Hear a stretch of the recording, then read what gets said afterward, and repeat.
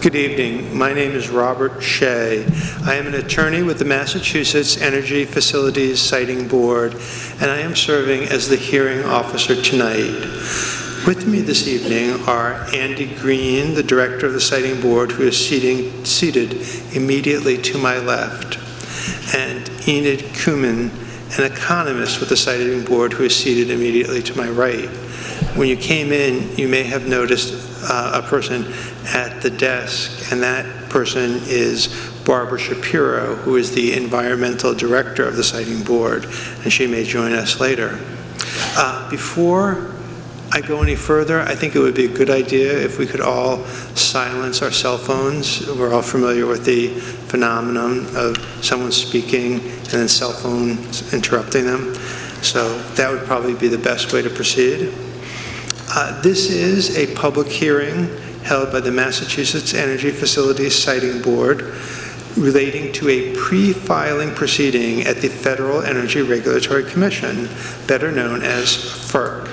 The FERC docket number in this case is PF 14-22. P, that is P as in Peter, F as in Frank, 14-22. This pre-filing process was begun by Tennessee Gas Pipeline Company in September of 2014, and it relates to the Northeast Energy Direct Project, which I will refer to by its acronym, NED.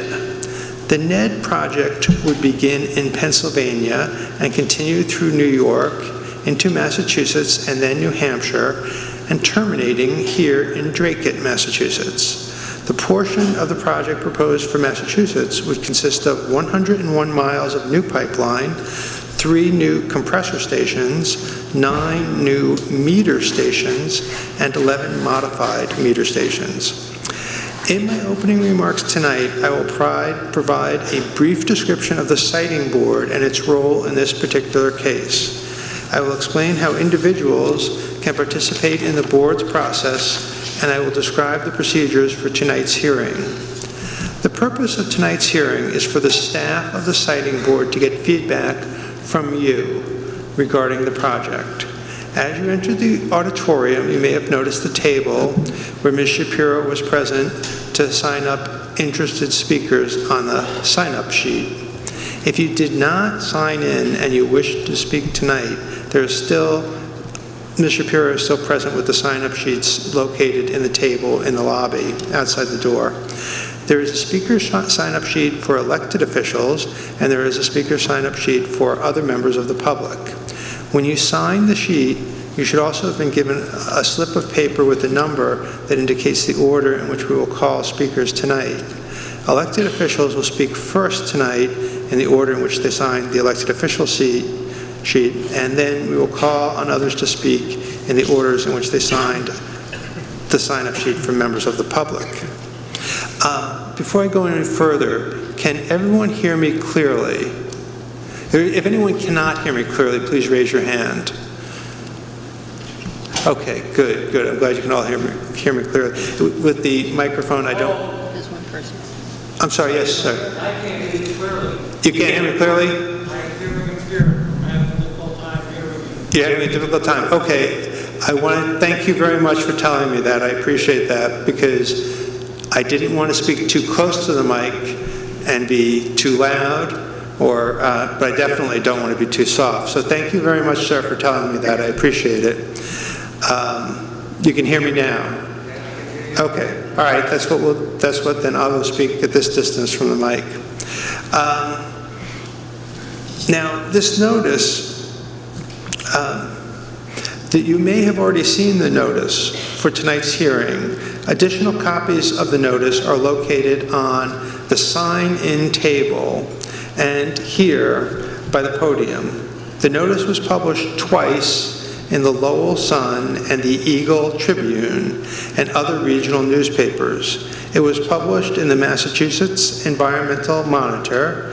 It was mailed to over 1,000 directly affected landowners. It was sent for posting to the municipal clerk's offices and libraries. In addition, it was also sent to state representatives and state senators whose districts include the project's locations. The notice contains information about the project, and it provides instructions on how to send written comments to the Siting Board, which are due by August 13th. The notice also provides the FERC website address where information about the project is available. All of the written comments we received by the August 13th deadline will be included in the Siting Board submission to FERC and posted on the FERC website. Again, please note that the deadline for filing written comments with the Siting Board is Thursday, August 13th. FERC has set a deadline of August 31 for receipt of comments during this phase of its review, and we at the Siting Board want to make sure that we have adequate time to review comments from the public to prepare our submission. This schedule reflects the pressing deadlines that FERC has established. We understand that many people feel more time is necessary to review and comment on materials the company has recently submitted. I should also mention that FERC welcomes comments directly from individuals and organizations, and its website provides information on how to do so. That website, by the way, is www.ferc.gov. Now, let me describe the Siting Board, which is holding tonight's hearing. The Siting Board is an administrative agency of the Commonwealth of Massachusetts. The board is chaired by the Secretary of the Executive Office of Energy and Environmental Affairs, and it includes 5 other state agency executive members and 3 public members appointed by the governor. One of the principal functions of the Siting Board is to review proposals for the construction of large-scale new energy facilities in Massachusetts, including power plants, electric transmission lines, intra-state, within the state, natural gas pipelines, and natural gas storage tanks. The Siting Board does not, however, have the authority to approve or disapprove interstate natural gas pipelines, such as the NED project proposed by Tennessee in this case. Instead, such authority rests with FERC, which is located in Washington, D.C. The Siting Board is not a part of FERC and does not direct or control FERC in any way. As I mentioned before, FERC is an agency of the federal government, and the Siting Board is a state agency.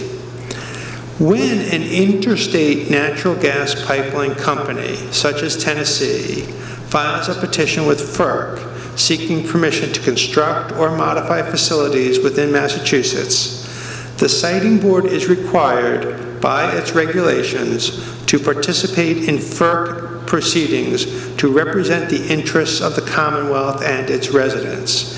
And that is why we are here tonight. Other state agencies also often play a role in permitting large projects such as NED. One such agency is MEPA, the Massachusetts Environmental Policy Act Office. Tennessee has stated that it plans to submit an environmental notification form to MEPA regarding this project either this fall or in the early part of the winter.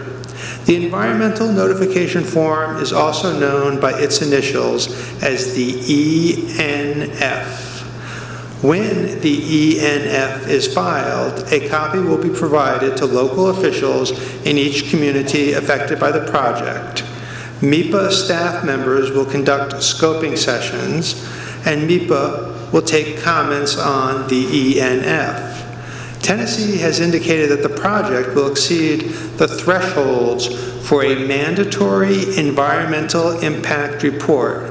Consequently, Tennessee has indicated that it will file both a draft environmental impact report and a final environmental impact report. The draft and final environmental impact reports will be subject to a 30-day comment period at the minimum. The Secretary of the Massachusetts Executive Office of Energy and Environmental Affairs will issue certificates following each submittal indicating whether the draft and the final environmental impact report has adequately addressed MEPA requirements. The certificates may also identify issues requiring further analysis. It is also likely that the Massachusetts Department of Environmental Protection will be involved in permitting the NED project. Tennessee has represented that it will seek permits from the Mass DEP relating to water quality and to air quality requirements. Other state agencies whose permits and approvals will be sought by Tennessee include the Massachusetts Division of Fisheries and Wildlife, the Massachusetts Historical Commission, the Massachusetts Department of Transportation, and the state legislature if an easement on state lands is sought as proposed by Tennessee. In addition, local approvals will be sought under the Massachusetts Wetlands Protection Act. With regard to the Siting Board and your role, the purpose of tonight's comment meeting is to get feedback from you regarding the project. The Siting Board staff will not be questioning or cross-examining those who speak tonight, nor will we be engaging in substantive discussions on the merits or concerns regarding the proposed project. Quite simply, we are here to listen carefully to your concerns. Based upon what we hear from you tonight and on the written comments that we received and on our review of the pre-filing dockets, we will draft the pre-filing documents, excuse me. We will draft comments and we will submit them to FERC. Our comments will include a copy of every written comment that we receive from the public. The Siting Board's comments are intended to identify areas of concern and potential problems with the proposed project regarding environmental and other issues. We will note areas where additional information and studies are needed. In addition, the Siting Board will recommend possible measures to help mitigate the impacts that the pipeline would impose on abutters and on the local communities. After the pre-filing phase of the FERC review process, a company seeking to build a gas pipeline then must file a formal application with FERC to obtain a certificate of public convenience and necessity. When Tennessee submits its certificate application to FERC, which is expected sometime this fall, it must address all of the concerns raised in comments submitted by the Siting Board and others in the pre-filing process. Therefore, the comments that the Siting Board submits in this proceeding will have an impact on the application that Tennessee will file seeking FERC's permission to construct the project. Sometime after Tennessee files a formal petition with FERC, the Siting Board will hold additional public comment hearings. Notice of these hearings will be given to members of the public, and the public will be invited to submit further comments, both oral or written. We have this auditorium until about 11 p.m. this evening. To ensure that we can hear from all of those who have signed up to speak, I ask that speakers limit themselves to approximately 3 or at the most 4 minutes. Also, please speak slowly and clearly so that we can understand you, we up here can understand you, and so that the stenographer who is sitting right in front of me can make an accurate transcript of your remarks. If other speakers have already made the points that you share, please feel free to note that rather than repeating the same point at length. It will be just as helpful to the Siting Board. We anticipate a long hearing. Making your remarks as concise as possible is greatly appreciated. I will gently ask speakers to conclude their remarks as necessary. We will take a 10-minute break at 9 p.m. Restrooms are located in the lobby area. And to ensure everyone's safety, an officer from the Dracut Police Force is present tonight. To keep things moving and to minimize delays, I will announce the next 3 speakers' numbers and ask that they come up and be seated in the on-deck area in front of us. In the first row, yes, that's right. We ask that everyone in the auditorium please be courteous to all speakers, whether or not you agree with what they say. A meeting in which speakers are interrupted takes much longer than necessary and is very difficult for our stenographer to transcribe. Audio or video recording of this hearing is allowed, but it must not be disruptive. Finally, I would ask each person who speaks to please state his or her name and address clearly, and in particular to spell his or her last name. This hearing, including the statements made by members of the public, will be transcribed. We will use the remarks that you make as recorded in the transcript to help us write our comments. We will now begin by hearing from elected officials in the order from the sign-in sheets. Let's see, the first elected official is Ted Speliotis, State Representative.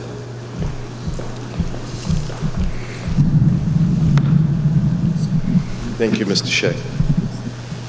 As you said, my name is Ted Speliotis, S-P-E-L-I-O-T-I-S.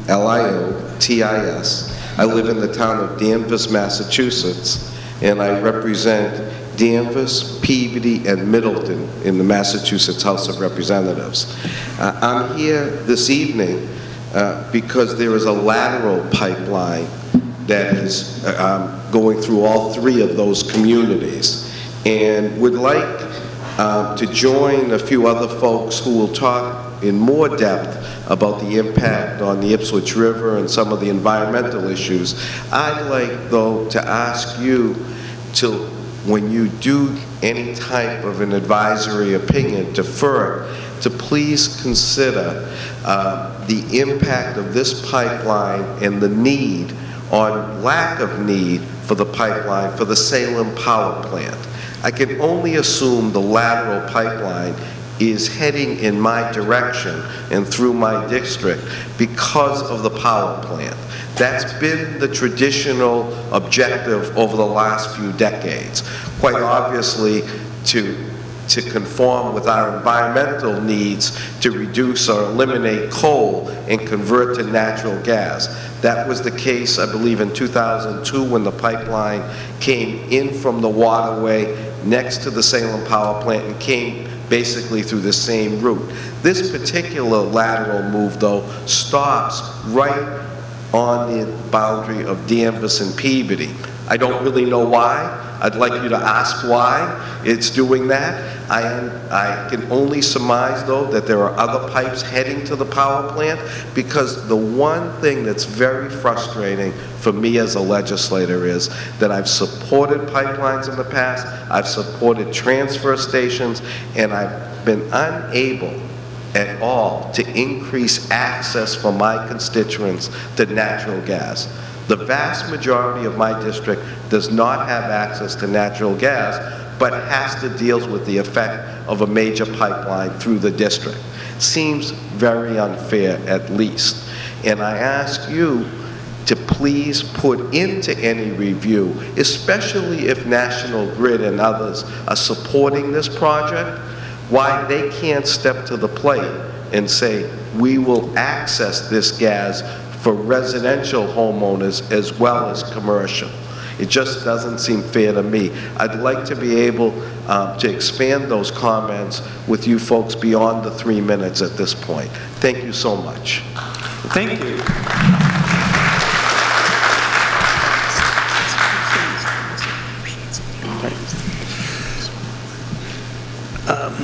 The next person on the list is Mary Gail Martin, the legislative aide from the Office of State Representative Colleen Gary.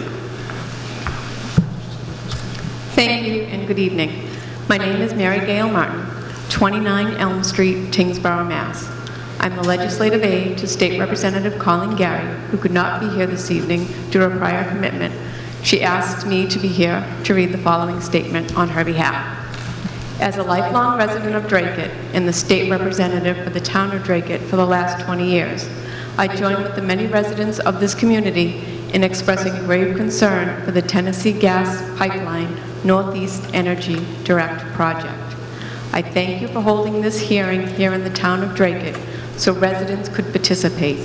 I ask that you consider the environmental and safety concerns of the proposal. You remember the many farms in the vicinity of the project area that produce food for our community and beyond. The neighborhoods involved are highly populated, and pollutions of all types must be painstakingly scrutinized. Possible dangerous air emissions, watershed contaminations, and sound disturbances must be investigated before approval.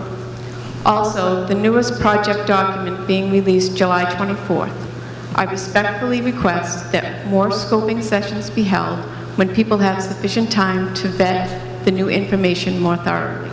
Again, thank you for taking the time to come to Dracut. Thank you.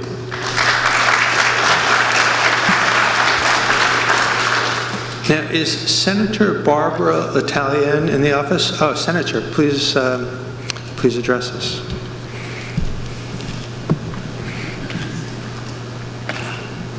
Good evening. I heard there's a 3-minute rule, but I represent 3 communities, so I'm hoping you'll beg my indulgence a little bit here in terms of time. So yes, I'm Barbara L'Italienne, State Senator. I represent Dracut, Tewksbury, and Andover, 3 communities that are affected by the pipeline. I'm deeply concerned about this proposal and how it may impact the communities of my district. And I will say at the outset, I just got here from something else in my district, so perhaps you've answered this, but I think one answer that would be critical, that would be helpful to people if it wasn't already broached earlier, would be how you impact this decision. Perhaps you already did that, but if not, I think for many people sitting here, a lot of them have done a tremendous amount of homework, but just understanding the degree to which you impact this decision, I think would be a very helpful question to answer for people. So I have a lot of concerns. Over the past 6 months, I have met with representatives from Kinder Morgan. I've met with activists in all 3 of my communities. I've really tried to understand this. I, as a state rep, represented a district that had a different gas pipeline, so I'm somewhat familiar with the FERC process. I, would like to relay my concerns to you in the hopes that you will relay those concerns to FERC as well, and to demand more accountability from Kinder Morgan. I think we need the company to answer some of the most pressing questions related to the pipeline's impacts on property values, the environment, and public safety. So I share many of the concerns on property values with people who've contacted my office over the past few months to express their concerns with how the pipeline will impact individual homeowners and the value of their properties through permanent easements related to construction and operation of the pipeline, permanently altered land features as a result of pipeline construction, increased risks of air and noise pollution from the pipeline and the compressor station being proposed for here in Dracut, the possible use of eminent domain during the construction process. My district is home to many multi-generational family-owned farms, some located here in Dracut. For these individuals, their livelihoods depend on the ability to raise and sell crops to individuals and vendors. And I believe the pipeline raises serious concerns about possible impacts to local food sources. Pipeline construction on or around local fields may severely inhibit the farmers' abilities to tend the land and maximize their profits. As the proposed route continues to shift, many questions are left unanswered. Property owners need time to analyze how the pipeline might impact their neighborhoods, and as newly drawn maps indicate additional neighborhoods impacted by the pipeline route, these residents should be afforded equal time and opportunity to analyze the pipeline proposal and ask questions to Kinder Morgan company representatives. And in fact, the scoping session for Dracut is a week from tonight. In terms of the environment, I'm concerned about how the pipeline could negatively impact some of our area's protected open and agricultural spaces. Some of the lands currently in the path of the pipeline include local habitats, water supplies, vegetation, and recreational spaces protected by private conservation trusts. Over 100 land parcels in the path of the pipeline are protected by Article 97 of the Massachusetts Constitution. Their current use for the public good could be threatened by possible invocation of eminent domain during pipeline construction. Some of my district's farms are currently protected by federal open space laws and agricultural preservation restrictions. I share the worries of my constituents over how toxins may impact local food supplies and fertile lands. I worry that the pipeline may also negatively impact local water sources and waterways. Kinder Morgan plans to use methods of horizontal directional drilling when constructing the pipeline under wetlands or major water bodies like the Merrimack River. It's important to know how this construction will impact downstream communities, such as Lawrence and others, which utilize the Merrimack River as its primary water source. We need to know if construction and operation will disrupt river sediments from past milling and farming activities and how they could impact downstream water supplies. This project requires ongoing monitoring to address concerns of how blasting and drilling will impact local wells and wetlands. With changing Kinder Morgan reports, it's difficult to generate an accurate environmental impact study. We need to know more information about the impact on our air quality, our archaeological resources, our socio-demographic populations, and natural resources. We need to fully understand how possible effects of construction, such as water displacement, will impact local communities. In terms of public safety, I'm concerned about the potential safety risk to individuals and properties.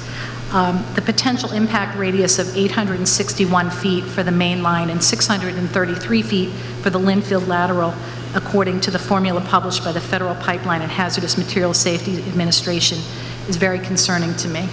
A main line with a 30-foot diameter natural gas pipeline with high pressure of 1460 psi would travel through Dracut, and by comparison, local pipelines are usually 100 psi. The lateral lines would pass through Andover and Tewksbury, including the Linfield lateral, originally proposed at 20, but then as of July 24th of this year increased to 24. There's additional concerns related to the 23,000 horsepower compressor station scheduled to land in Dracut. We understand that would be controlled and monitored remotely, which could pose a serious threat if something went wrong. We would need to know specifically who will respond immediately to any issues at that compressor station. I suspect it will fall to our local fire departments. It's essential that Kinder Morgan addresses public safety concerns with elected officials, homeowners, and safety response teams before FERC approves this proposal. Incidents related to problems with the pipeline have the potential to overly burden public safety infrastructure. And I do think there are lingering questions and concerns about, again, what would happen if something goes wrong with the pipeline or the compressor or meter stations. What's the detailed public safety response plan to address this issue with the least amount of negative consequences? And if something goes wrong, are local public safety teams expected to respond? And how would they be trained? How would they safely respond to such incidents? In conclusion, as you will see and hear tonight from many people who've been really doing their homework and really putting a lot of time and effort into investigating this, there is much concern among state officials, boards of selectmen, town meetings, local businesses, activist groups, and individual homeowners. More time is needed, I believe, to fully analyze the possible impacts of this proposal before FERC issues its decision.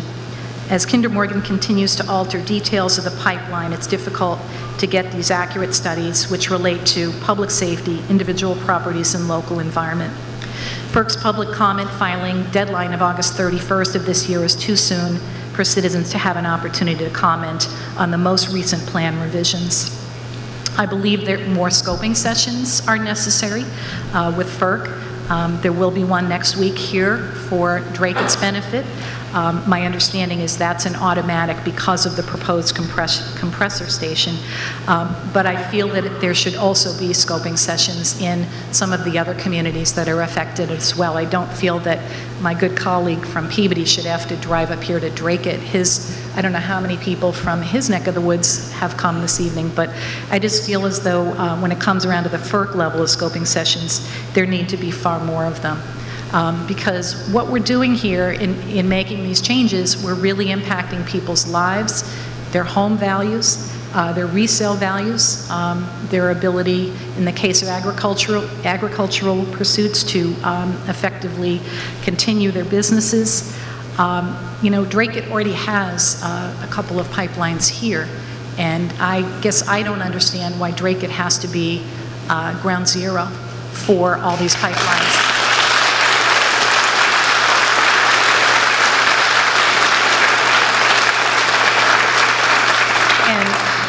The really sad thing that I think that's happened is because Kinder Morgan has seen fit to take the pipeline into Massachusetts, up to New Hampshire, back down into Massachusetts, it affects a certain segment of the population, but it also serves to divide and conquer communities. And so we have a little portion of Tewksbury affected, so those people are highly motivated and concerned. A little section of Andover, so they're highly motivated and concerned. A much larger swath through Dracut. But the fact that it sort of was cut up and moved is great news for portions of Central Mass. I'm happy for them. But I think it was more of a political move myself to sort of divide and conquer great numbers of elected officials from gathering together. So again, I would ask that you consider these. I do have my remarks in writing as well. Thank you for your indulgence. I'm sure I went over 3 minutes. But I would, again, if you've not answered this already, I would love for you to answer for the audience what your part is that you play in this decision-making process. And what's not in my comments, but I think were mentioned perhaps by the previous speakers, is my very real concern that given the size and scope of this project, we are building a pipeline that's going to serve well beyond Massachusetts. It's going to get potentially exported out of our state, out of our country, with no guarantee of rate relief for our folks that are bearing all of the burden on this.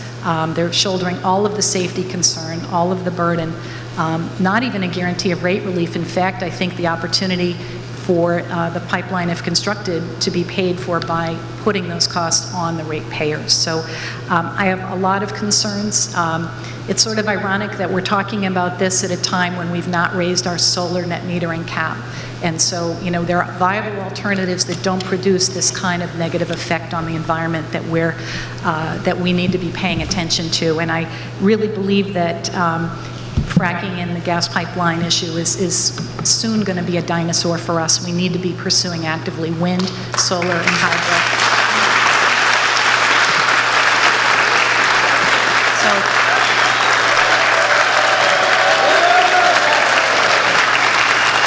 Anyways, you have a lot of people here that are far smarter than I that need to speak, but I just had to share my piece. Thank you. Thank you very much, Senator. I did want to note that our role was addressed in our opening remarks, and I can... That's great. Just to be sure that they understand. Thank you, Senator. The next person, public official, who signed up is Kathy Richardson. Ms. Richardson?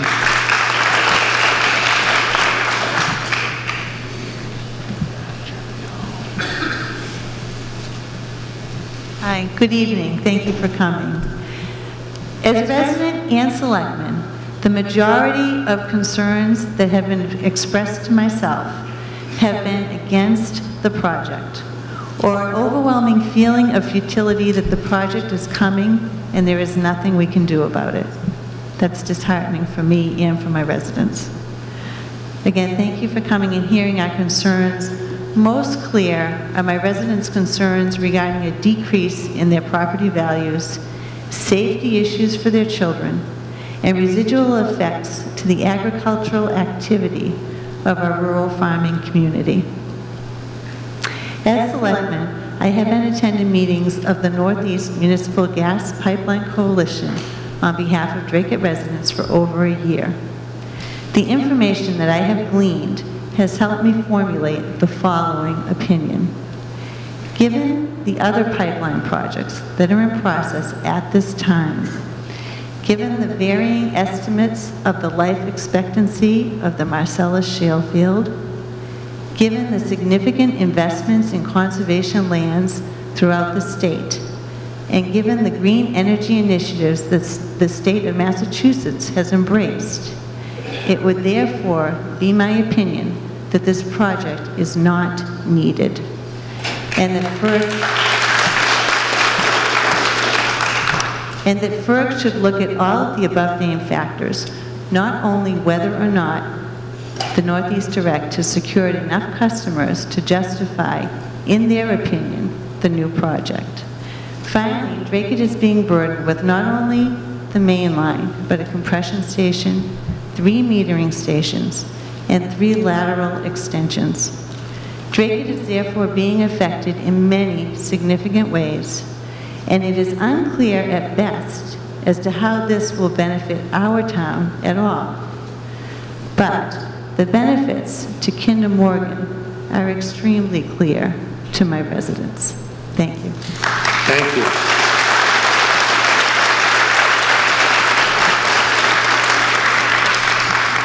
The next elected official is Jeff Yoll. Mr. Yoll, thank you very much.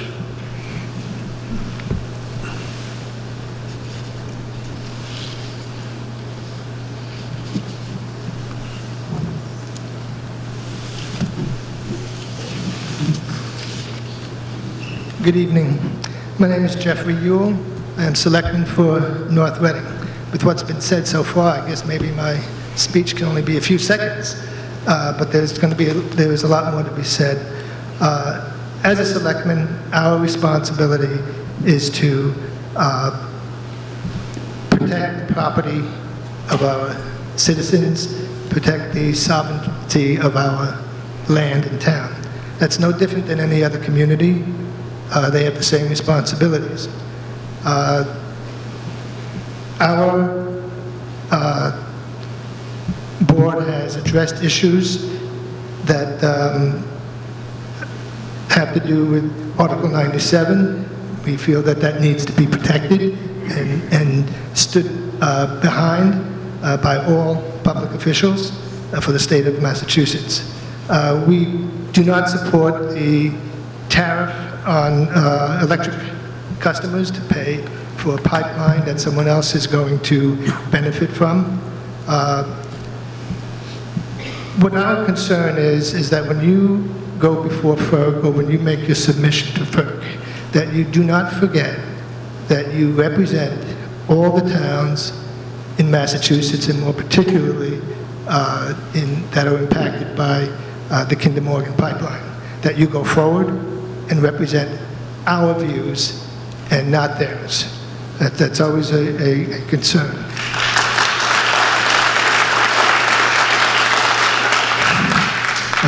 North Reading is on the Linfield lateral, and like Mrs. Richardson, I have been a member of the Northeast Municipal Gas Pipeline Coalition as the liaison for the town of North Reading. I'll keep this short because fundamentally you're going to hear many things from many residents here, and we just need to have the certainty that when you go forward, when you do your submission, to repeat myself, that you do not forget that the concerns that you will hear tonight. So thank you very much. Thank you.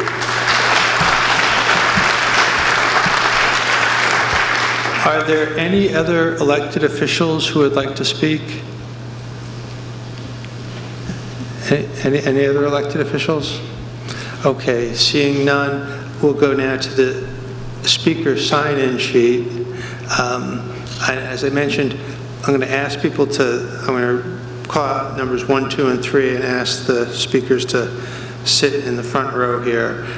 Number 1, Fred Jennings. Number 2, Wayne Gastonguay. And number 3, Carol Zook. And if I mispronounce your name, I apologize in advance. Go ahead, sir. Right. Thank you. My name is Fred Jennings, and I live in Ipswich, Mass.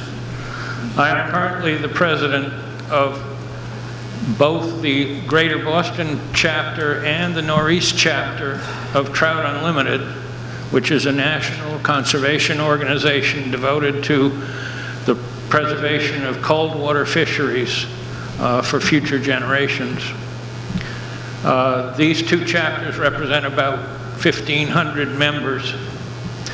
I am also an avid fly angler for trout and other species. I hold a PhD in economics and consider myself, among other things, an ecological economist. I am president and founder of the Center for Ecological, Economic, and Ethical Education, located also in Ipswich, Mass. I have several concerns about this pipeline project. First, is it necessary? Second, is it being conducted in a legal and proper manner?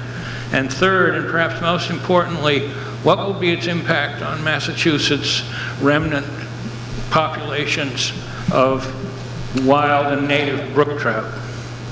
First, is it necessary?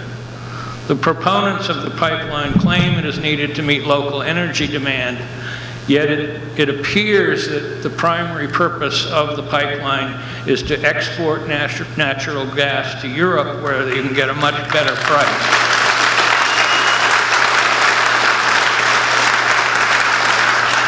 Furthermore, are there alternatives? I gather there are other pipeline routes that only involve expanding existing facilities, where this is a new route that will be very destructive to local ecologies and watersheds, particularly with the building plan that they have.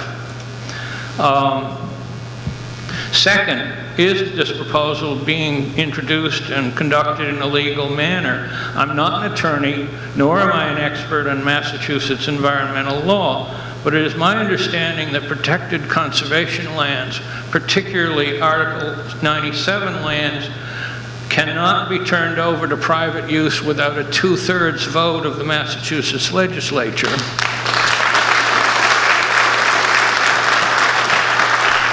And that this is guaranteed by the state constitution. So I'd be very concerned if the state constitution were being flouted by ignoring these kinds of requirements.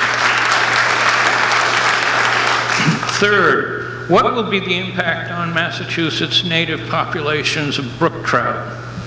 The proposed course of this pipeline involves many stream crossings, which can be engineered in multiple and diverse ways, but all of which impose some risk on the watersheds involved in these crossings.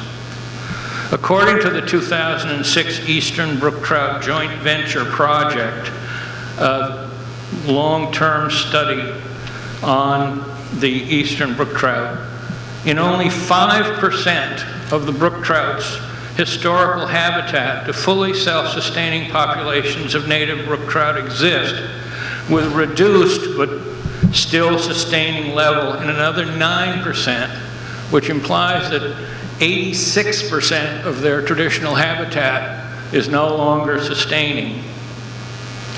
Virtually all of these intact populations reside in the western part of Massachusetts, where the NED project is sited to pass through. This is another important argument for finding alternatives to this ecologically destructive proposal. But if it is indeed built, then someone must speak for the trout to assure all stream crossings will be built for minimum impact. I have a few bullet points, but I've submitted the testimony in writing as well. I'm not going to spend my 3 minutes on that because I probably will go over if I haven't already. But the impact of this pipeline proposal should not be allowed to destroy what few are left of Massachusetts' remnant and surviving populations of native and wild brook trout. Just so one big private company can make a profit exporting natural gas for a short period of time.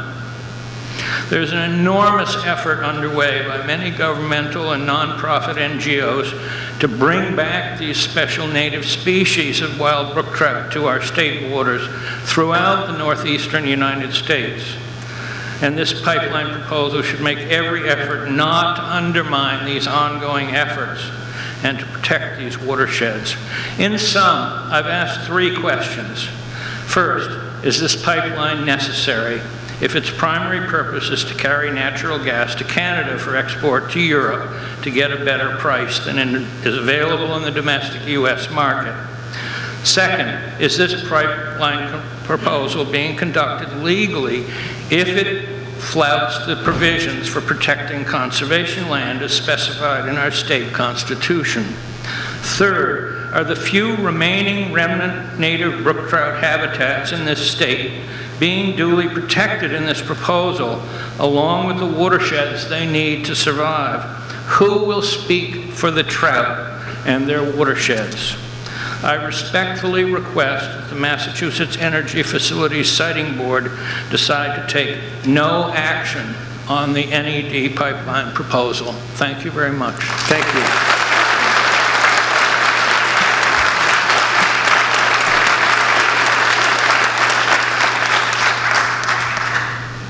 Thank you, sir. Please go ahead.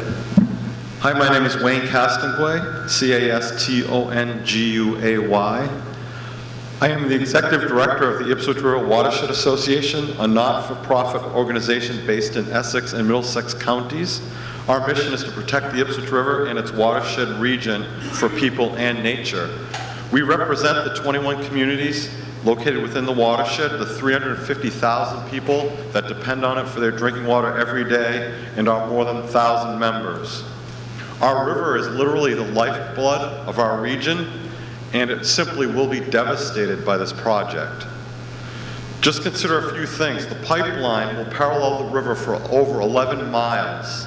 It'll cross the river in dozens of tributaries. It'll traverse more than 2 miles of wetlands, have devastating impacts on dozens of vernal pools, and be constructed right along the riverbank for over 2 miles.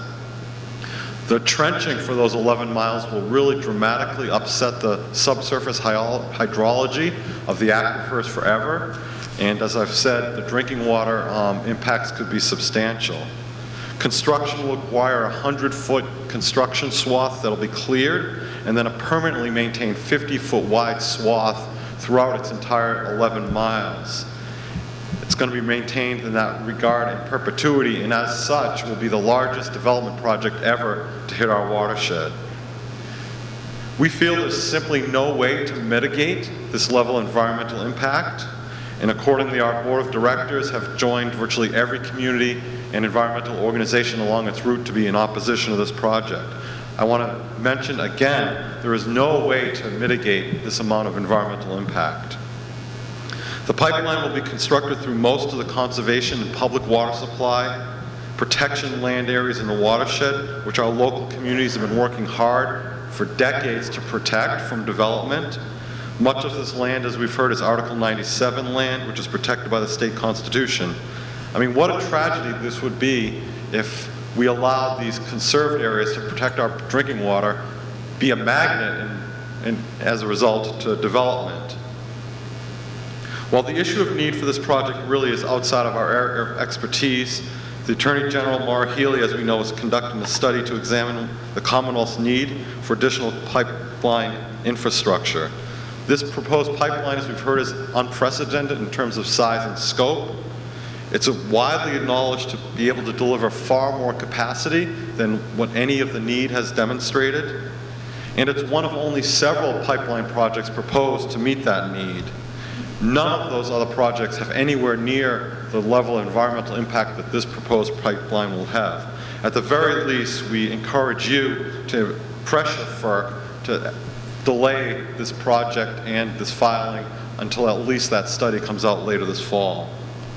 As we heard repeatedly earlier, Kinder Morgan only released its draft resource report a week and a half ago on July 24th, just 4 days before the scoping hearings start. This is really unacceptable. There's so much data in those reports, there's no possible way the public could have adequate time to comment. So, in short, given the unjustifiably short review period, the fact that the Attorney General seeks to understand the needs and alternatives more thoroughly, the fact that proposed alternatives exist, and finally, given all those reasons we're hearing tonight, this pipeline should not be approved.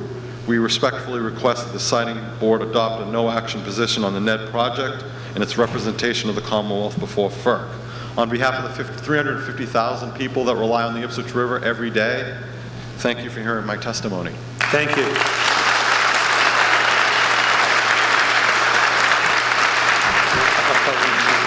Now, just a sec, before, Ms. Zuck, before you speak, let me call the next three. Number 4 is, I think, Alex Driscoll, 5, John Hess, 6, Rich Cowan. So if those people would come down and sit in the front row, then you'll be prepared to speak. So please go ahead. Thank you very much. Thank you. Good evening. My name is Caroline Zook. Last name is spelled Z-U-K. I'm owner and operator of Sage Farm in Dracut. I reside at 100 Old Parker Road, Dracut, Mass. As team leader for the Dracut Pipeline Awareness Group, I have been following closely the behaviors for this for-profit Kinder Morgan Corporation and its numerous proposal submissions, changes in plans, and lack of fluid design. This project is poorly defined, suggesting trenching through densely populated neighborhoods alongside businesses, blasting its way through prime farmland, conservation land, going through church property, a place of assembly, nesting a compression station sporting 5 high-pressure gas lines barely a mile from Campbell Elementary School as a wave of the future energy solution is ludicrous.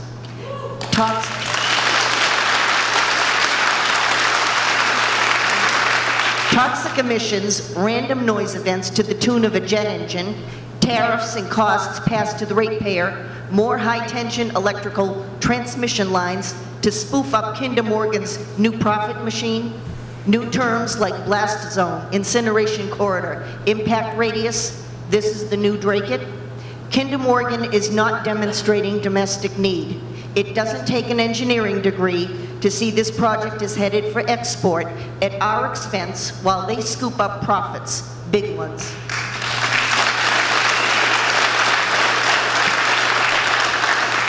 Leading-edge renewables are at our doorstep. This is the new wave of the future, not gas. We do not need long-term air quality issues, damage to lifestyles and wildlife habitats, risk of explosion, additional cost to ratepayers, and all the residual industrial junk that will be left in the earth long after many of us are gone. We ask for legal action to be taken to stop this massive, ridiculous industrial expanse in a town of 30,000 people who are living their lives quietly, happily, while promoting agricultural pursuits for the good of the nation.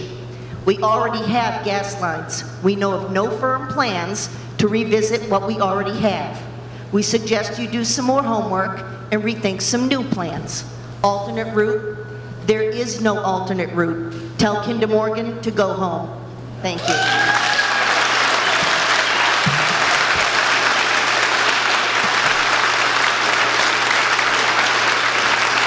Thank you. Thank you. The next speaker is Alex Driscoll, or if I mispronounced your name, I apologize. Thank you, Attorney Shea, and thank you for committee. Thank you for giving me an opportunity to make comment. I'm representing the Andover Conservation Commission. I'm a commissioner.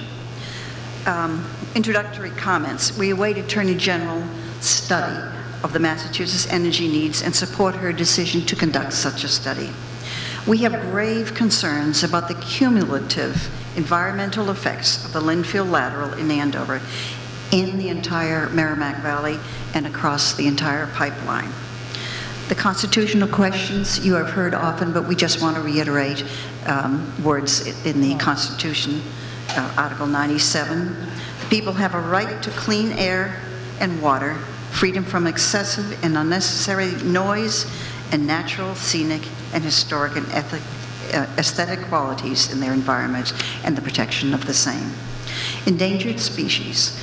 The entire Merrimack River in Andover, and I dare say further along, is priority habitat for rare species and estimated habitat for rare wildlife. The east side of the Shawshene River, including the river's floodplain and upland, is priority habitat for rare species in the Lowell Junction area.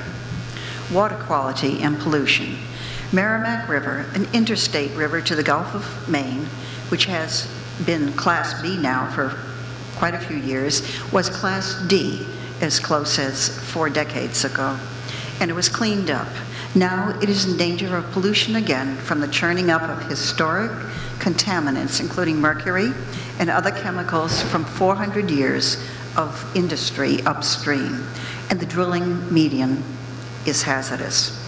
Economic justice and water quality. The proposed crossing of the Merrimack is just upstream from the water intake for the city of Lawrence, the poorest municipality in this Commonwealth.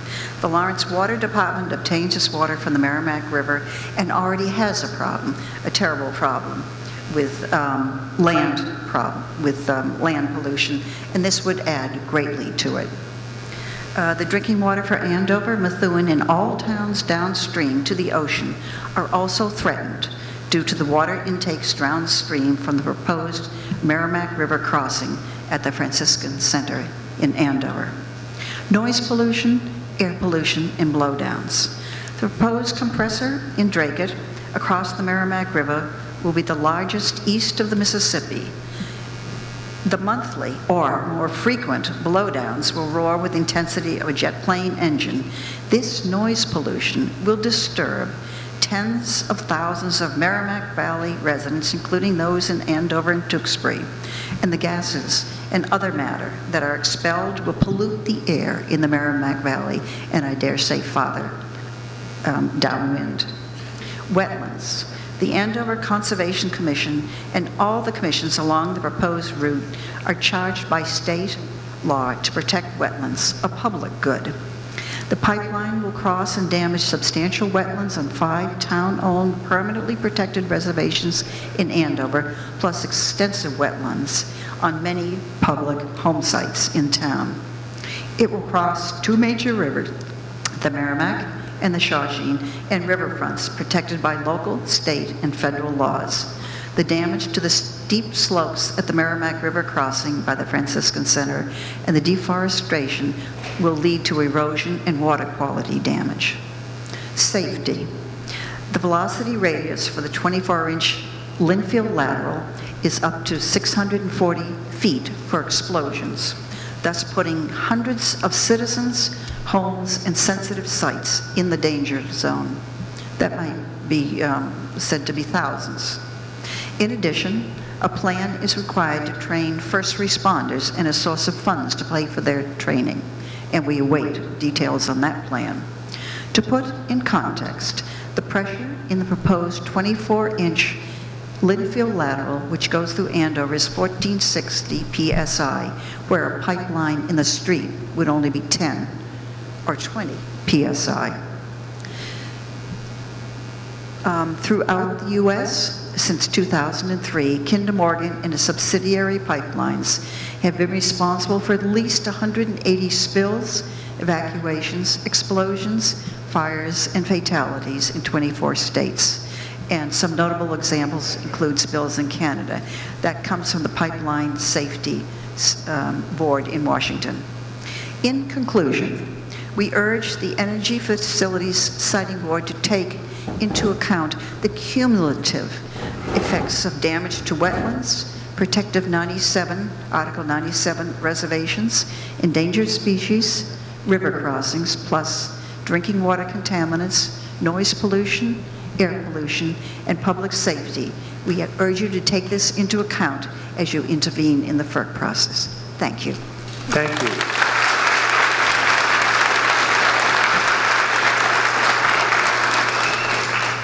The next speaker is John Hess.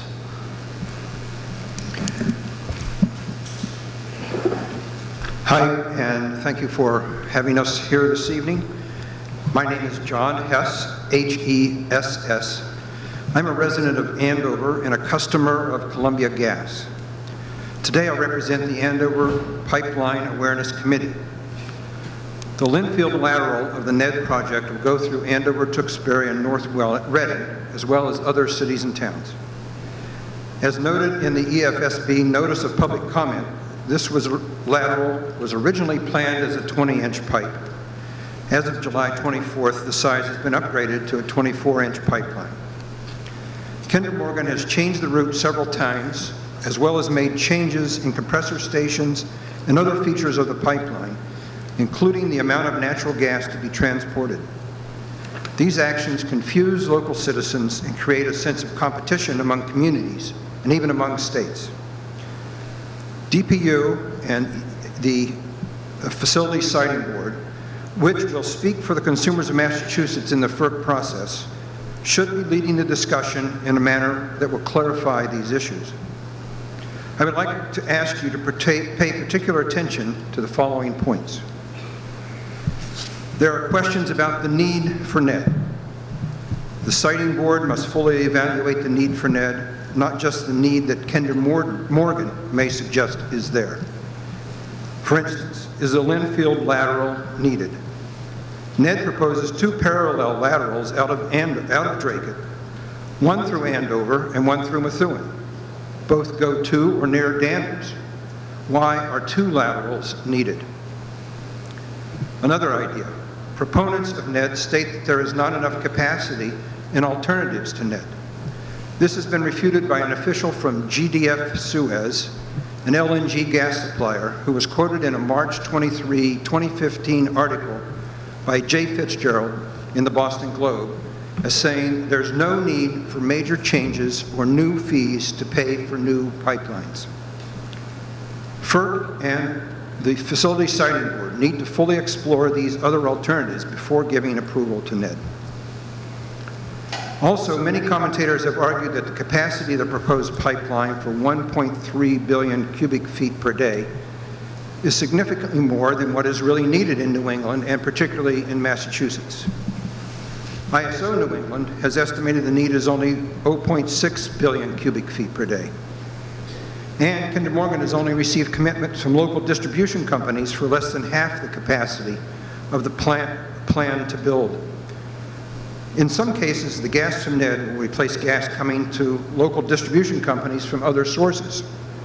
Any excess capacity will most likely be used to send gas to overseas markets.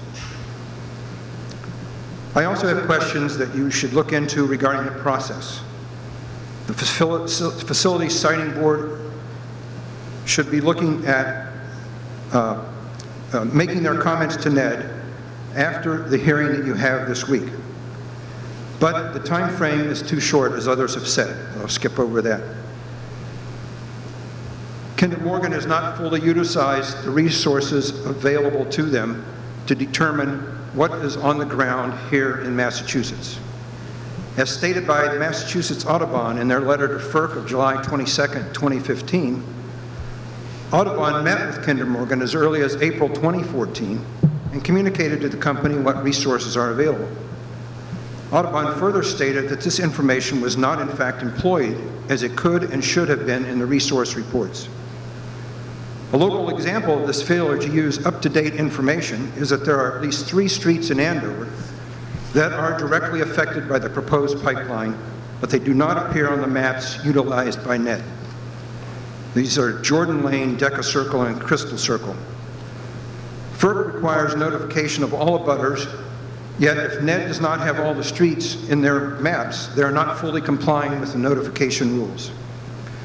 The Facilities Siting Board should request that FERC require NED to update all maps with current streets and to properly comply with notification procedures, including extending timelines so homeowners can properly respond.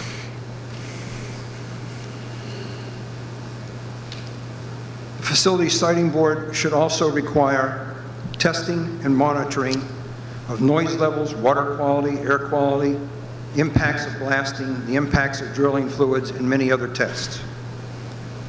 You should be encouraging FERC to require that Kinder Morgan do this testing and monitoring on a regular basis, and that reports go back to the cities and towns so that our citizens are aware of what's going on during construction and during the operation of the pipeline. As many safety issues have been already mentioned, I'll skip over that. The price of natural gas has been mentioned, but I'd like to just point out that Kinder Morgan argues that bringing additional gas supplies to the region will lower the gas price in the Northeast and benefit consumers with lower energy costs. But you should be looking for independent studies of this, not just believing what Kinder Morgan says. Many critics feel that the pipeline is sized too large for the actual need within Massachusetts and that excess capacity will be exported. These This will only increase the gas price in New England as we are forced to compete with other countries. Thank you. Mr. Hess, could I respectfully ask that you conclude your remarks Yes. fairly shortly? Actually, I'm on my last paragraph. In closing, I would like to let you know that this past May, the Andover Town Meeting overwhelmingly supported a resolution against the Ned Pipeline. Andover is designated as a green community. The town meeting voters believe that emphasis should be on repair of existing lines, use of renewable energy resources, and reduced energy consumption. Voters agreed that the size of the pipeline is too large for what is needed. Town meeting was concerned that excess capacity would be exported. Thank you for your consideration. Thank you, sir.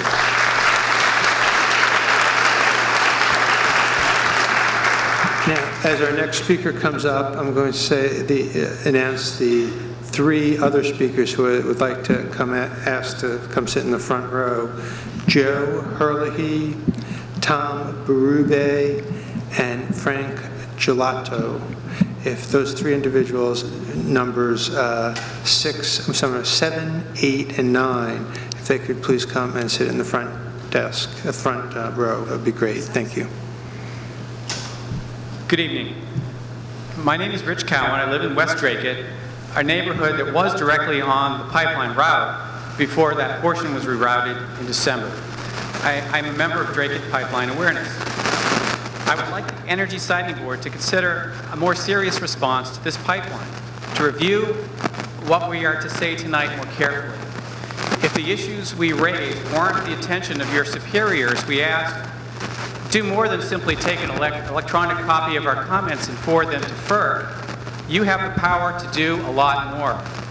We have come here to make the point that the NED project would involve the addition of enormous amounts of new infrastructure, far more than is required by the current energy policy of the state or projections for growth. We don't build highways just for the sake of building highways.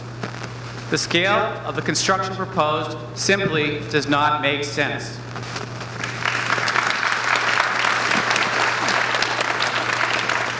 Simple, low-cost alternatives to this pipeline have been dispensed by Kinder Morgan. The state ratepayers would pay a substantial portion of the costs. Massachusetts would pay even more because our state uses over half of the natural gas used in New England. Our interests are different from those of FERC, which represents consumers in all 50 states. I would like to address need. Dracut is the terminus of a pipeline jointly owned by Spectra Energy and Portland Natural Gas. Another branch of this pipeline terminates in the town next to Danvers.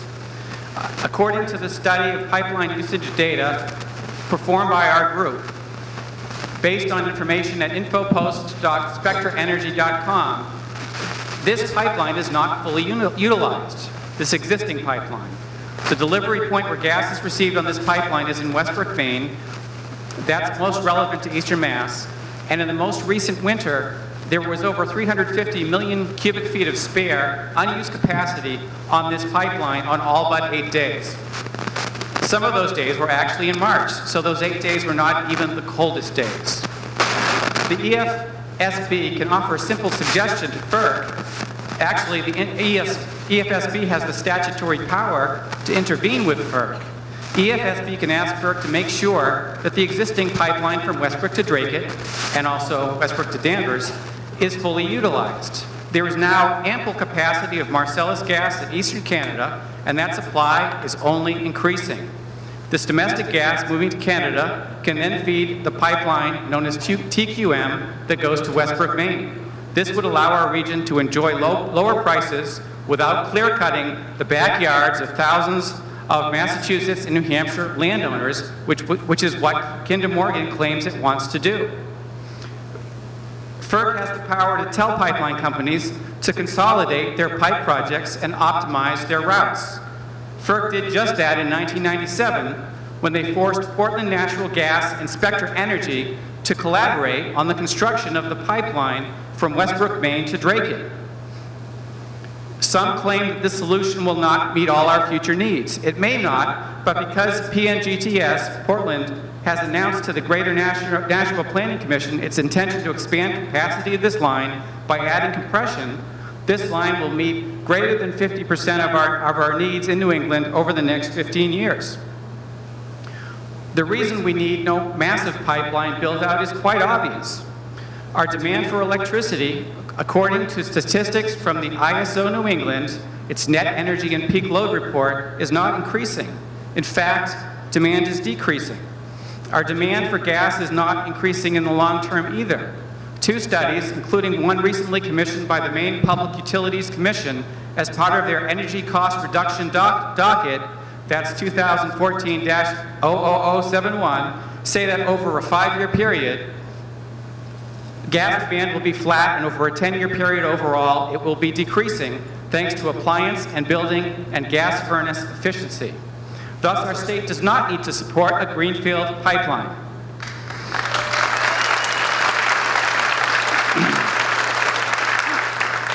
Our ratepayers should not have to pay $5.4 billion plus interest in pipeline financing costs to benefit a Houston-based company, Kinder Morgan.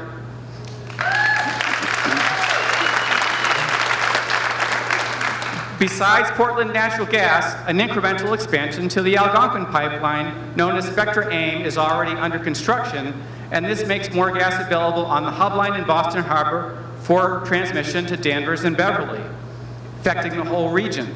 FERC has approved 3 other pipelines that are already in service, bringing 2 billion cubic feet plus of Marcellus gas to New York and Connecticut markets. They are the Spectra New York, New Jersey expansion, the TGP Northeast upgrade, and the Williams Transco Rockaway lateral.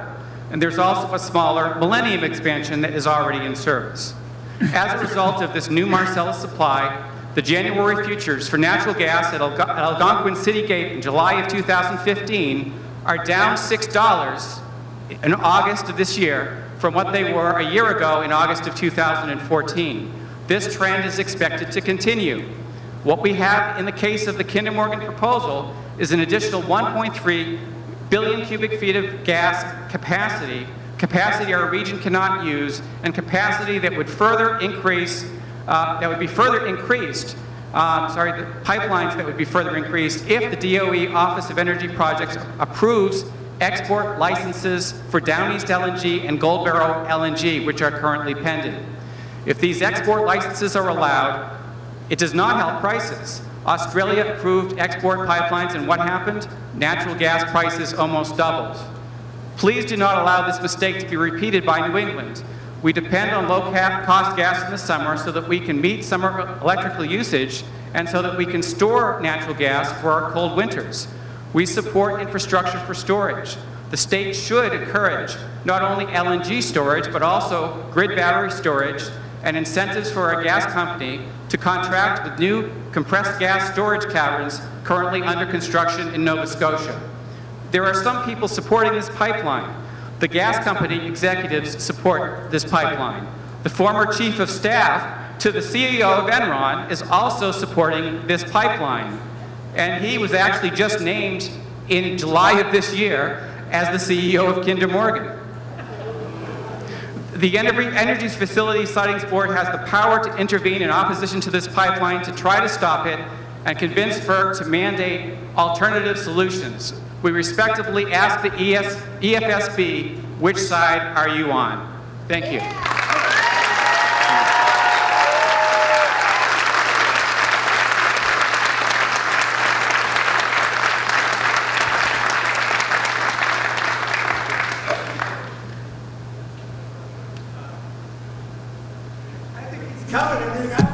Joe Hurley. About Enron, but he's going down to my sales. Okay, thank you. The next speaker is Tom Berube. Hello, everybody. I'm a 32-year resident of Wheeler Road in Dracut. I built on a piece of property that my family farmed. My father had a farm, and I built an acre, on an acre lot, a home. The proposed meter station is in close proximity to my property line, in full view of my backyard. It's approximately 300 feet away. This negatively affects my safety along with the noise and the negative effect on my home value. Who wants to live next to a meter station? The Pipeline Kinder Morgan people have never approached me or given me the chance to any input. I've always had to search out the information to find out what was going on around me, and it does greatly affect me and the residential neighborhood that I live in. I receive no compensation because it's not on my property. Putting a meter station in a residential zoned area with a Catholic church to the left and a 33-home approved subdivision to the right and the rear of the meter station is wrong. Along with the fact that the Centreville Sportsman's gun shooting range is in close abutter to the property. A stray bullet could pierce an exposed pipeline. This project is not needed for many, as you heard, for many reasons. All I'm asking is this board to consider to either relocate this meter station to a remote area that does not affect anyone's safety or property value and not in a residentially zoned area. Thank you. Thank you.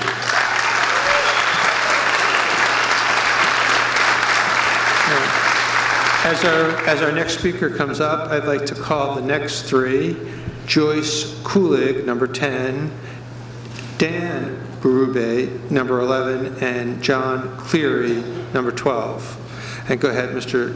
Gelato. I apologize if I mispronounced that. No problem. My name is Frank Gelato. It's Gullotto. I live in Wilmington, and I'm part of a group called Wilmington Pipeline Awareness.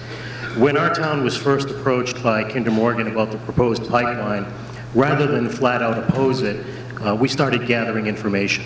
It soon became obvious that the Linfield lateral was not in the best interest of the town and other communities.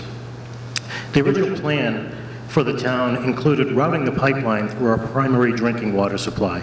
Unfortunately, Wilmington has had a history of water issues that's resulted in the closing of 2 of the town's wells and led to water restrictions for many years.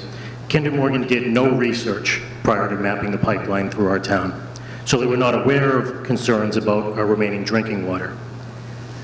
We asked them to reroute the line, and while their updated plan released on July 24th did change the location, it appears to have added capacity, and they're still planning on locating it in an area that risks the water supply. The area would be taking on too much risk, and the long-term impact could be disastrous to the environment and the health of the people of our town.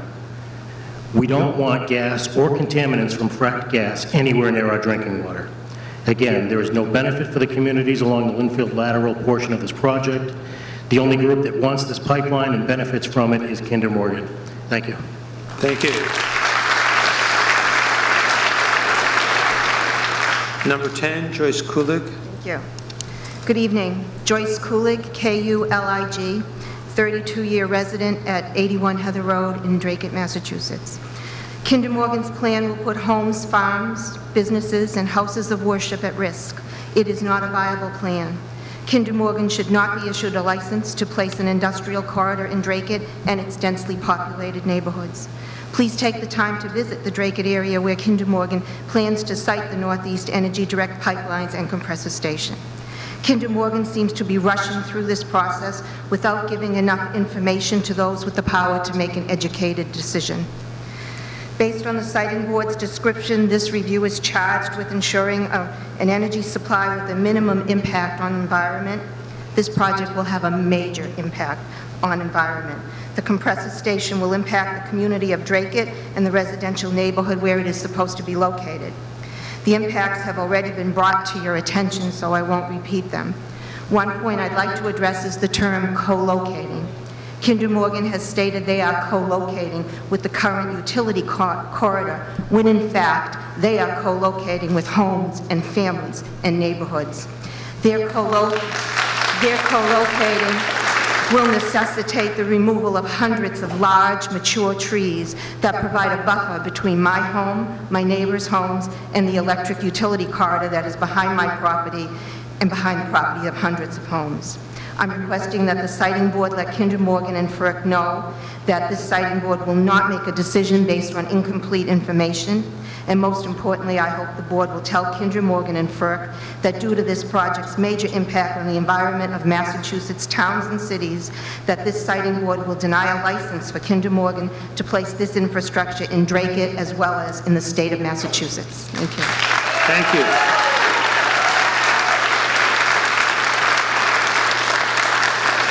Number 11, Dan Barabay.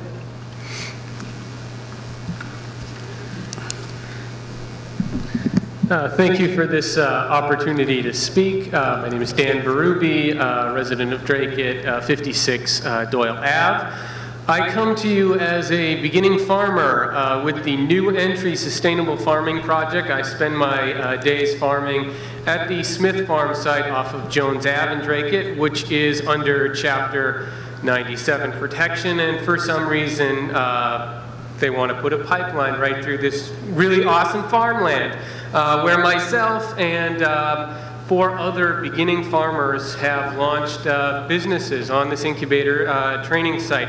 New Entry Sustainable Farming Project is the longest running incubator farm training program in the country. People who want to start other programs come to visit us to see how it's done. Food from my farm, along with the other incubator farmers at Smith Farm, is sold across eastern Massachusetts through the World Peas Food Hub. Just a quick plug, if you'd like to come see the great work we're doing, we're having a farm tour this Wednesday evening. All right, but jokes aside, my customers need to trust where their food comes from.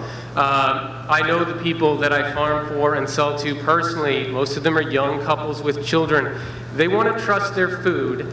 And how can I assure them that their food can be trusted if you're going to put a compressor station in our backyard? That's not hyperbole, it's not a hypothetical, it's the truth. Finally, there's a lot of great reasons to reject this. People have already said it. I ask you to consider this. The USDA reports that the average age of a farmer in the United States is almost 60 years old. Who's going to replace them? If you like to eat, it's a problem for you. So I ask that you allow us to continue our progress in training new farmers at the New Entry Sustainable Farming Project without the impact of a pipeline and compressor station. Thank you. Thank you.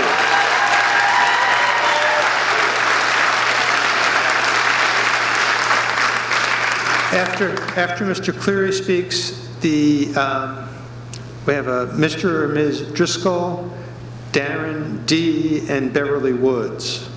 Go ahead, Mr. Cleary. Hi, John Cleary, C-L-E-A-R-Y. I live at 164 Trout Brook Road. I came out to Dracut, and it was the American dream. I came into this nice residential area to have a family. I would take the kids out into the back to the Trout Brook and would play back there. Now I want to take my grandchildren out there, and I don't think we'll be able to. The compressor station is directly behind my house, several hundred feet. We can walk down the road. When this was first presented to me, it was like, it's going to be like a little red barn out there. You know, I said, oh, that's not too bad. I won't get, you know, I don't have to be too concerned about that. Now it's a 23,000 horsepower compressing station. 3 laterals, and then I hear that, you know, we got 28 seconds before we get incinerated if it blows up, you know. So I just want you to look into the safety records of Kinder Morgan, noise pollution, property values. I'm within like 300 or 400 feet of this compressor station. How are my grandchildren going to go play out in the woods where my kids have played out in the woods? The water pollution, what if it leaks into the brook? What if my grandchildren are out there and there is an accident? What happens then? What's Kinder Morgan going to say to me then? Are they going to reimburse me for my grandchildren? My house? please deny this project. Thank you if you can. Thank you.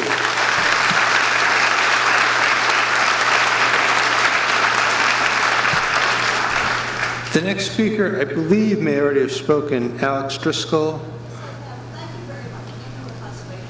Oh, thank you very much. So you've already spoken. All right. Darren D. Mr. D.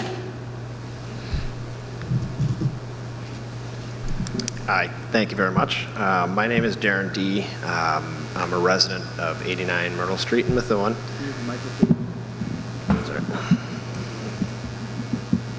I'll just lean down a little bit. I'm a resident of Myrtle Street in Methuen. My fiance and I bought our house 6 years ago. I'm a chef by trade. I've been in restaurants for 24 years. I'm in the process now of starting a small farm, and the entire driving force is to make it an organic, sustainable practice that we can do with the property in our backyard. My backyard has protected wetlands. It also has estimated habitat for natural, rare and endangered species. I believe there's turtles, salamanders, and dragonflies. We've seen eagles, bobcats, everything in our backyard. 2 years ago, we purchased 9.5 acres behind us to protect it. This is part of that natural heritage jurisdiction, and it was almost developed once. We've gone out of our way. We're environmentalists. I don't think we need to be burning fossil fuels. We're in the process of rebuilding a house, and we're getting rid of oil because I'm not doing that anymore. We don't even have gas on our street, but the easement impacts our property directly to run through so that they can export gas. I don't think it's necessary. I don't think we need it. It's going to be detrimental to everything that we're trying to do with our property. And in the past 6 years, I've put over $100,000 of my hard-earned money into rebuilding this house, doing a barn, and it's going to drastically affect the values. We're also looking to do, fostering and programs with MSPCA, boarding. We have a public stable permit.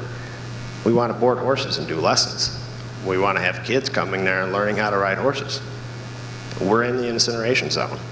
My house, my horses, everything would be destroyed. We don't need it, and we need to stop it. That's it, period. Thank you for your time. Thank you. Beverly Woods, and then the next three speakers after Ms. Woods are number 16, Franz Ebert, Deb Peyton, or Dutton, excuse me, and Jeff Hull, 16, 17, 18. Please come down to the front row. Go ahead, Ms. Woods. Thank you. Good evening. I'm Beverly Woods. I'm the Executive Director at Northern Middlesex Council of Governments. I will not repeat what other speakers before me have said because most of them have spoken very eloquently about many of the environmental issues. However, there are some comments that I would like to add to what's been said this evening. In terms of the demonstration of actual need for this project, I believe the siting board should request that Kinder Morgan provide evidence that they have adequate customers for this pipeline, and that those customers include companies that are exclusive of Kinder Morgan subsidiaries. If you look at the list of some of the customers right now, they include Liberty Gas, which is a Kinder Morgan subsidiary, and some others. So one really questions whether or not those are actual customers or customers who have signed on because of their ownership.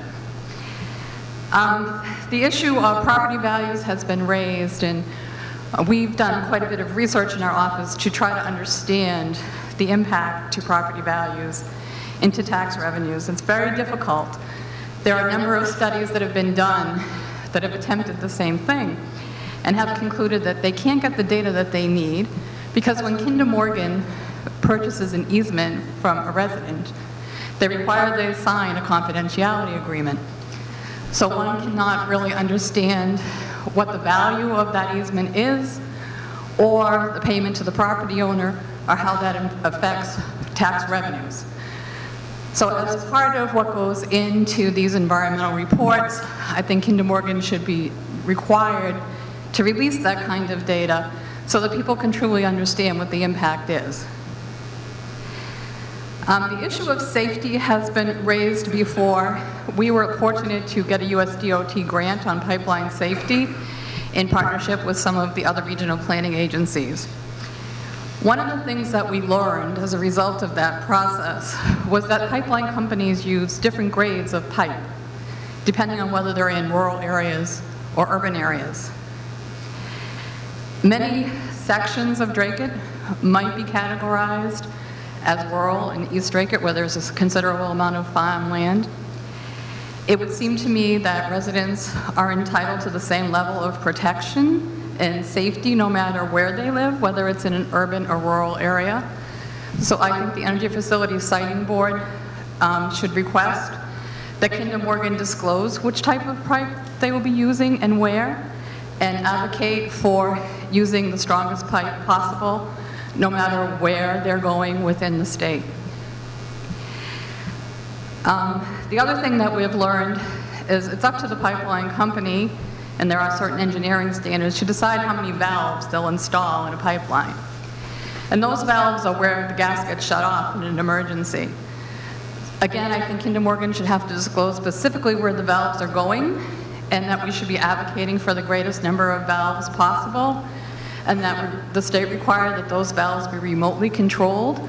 So if there is an emergency, they can be shut off remotely, quickly, rather than having to wait for somebody in a Kinder Morgan truck to drive to the valve to shut it off. One of the questions that's come up from the Dracut Fire Department to our office is who will train their firefighters to respond to an emergency along the pipeline? And who will train them how to deal with a construction accident that could happen during the trenching for the project? And we don't have an answer for that question, and I think that's something that should be requested as well. Questions have also been raised about homeowner insurance, and that there are studies that have been done that has shown that homeowners who live along gas pipelines can have difficulties securing homeowner insurance, and it can affect their rates. And the other question that has arisen is, will Kinder Morgan list a municipality as another insured in their insurance policy? Because these pipelines will be cutting across public roadways. There is a question about whether there is legal liability to a municipality if there is an accident where the crossing of the roadway is involved.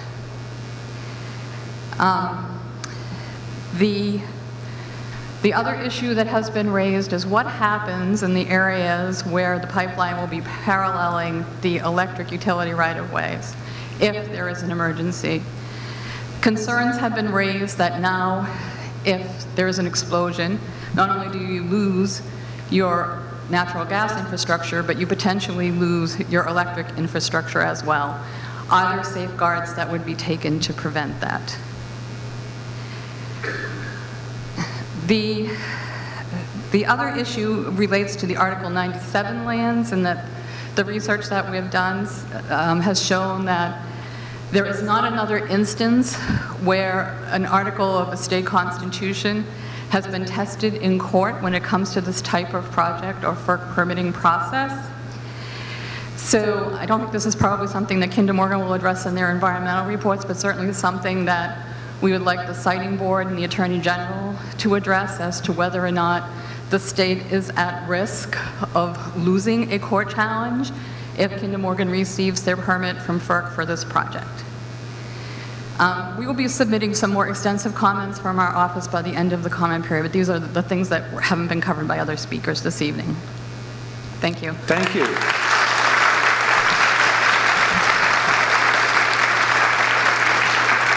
Franz Ebert. Good evening. My name is Franz Ebert, F-R-A-N-Z, E-B-E-R-T-H. I live at 16 Sesame Street, and I've been there about 33 years. Like most of us, I watch television, and I happened to watch the other night a program called Engineering Disasters. And they talk about the bridge that collapsed there in Oregon many years ago, and two of the disasters they had were gas line explosions. One of them was in Pennsylvania not that long ago, and one of them was out in San Francisco not that long ago. The one in San Francisco wiped out 32 homes, and it was caused by a faulty weld in the gas line. So we know gas lines do explode. Now, the one that is proposed that would run directly along my property line, my house would be about 250 feet away from it. From what I understand, it would have a flow rate of about 1 billion cubic feet a day. By my calculation, that comes to about 30 million cubic feet an hour and about 500,000 cubic feet a minute. So now the pipeline is in, I wake up one morning and I smell gas. What do? Number one, by the time I smell it, there's already a lot of gas on the loose out there. I call the police department and the fire department. What can they do? They can't fix the leak. They can verify that there's gas, and they can perhaps move people out of there, but they can't shut off the gas. The third person I call is an emergency line that gets me to the operator of the gas company. What does she do? In the meantime, the gas is leaking here, okay? What does she do? I'm sure she cannot order just like that the gas be shut off. And by the way, the explosion in San Francisco, to turn that gas line off took over 1 hour. And remember, I said 30 million cubic feet of gas an hour can escape, okay? The Pennsylvania one, if I understood it correctly, took 5 hours before all the gas was shut off. So you can imagine what happens here if that thing lets go and how long it'll be going.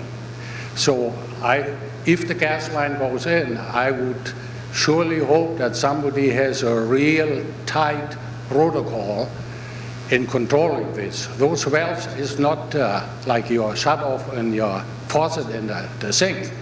This takes time and it's very complicated, and a gas line is not going to shut off a valve like that every 5 minutes. They're going to make sure that there is a leak and so forth and so on. It's going to take time. So an hour is not unreasonable.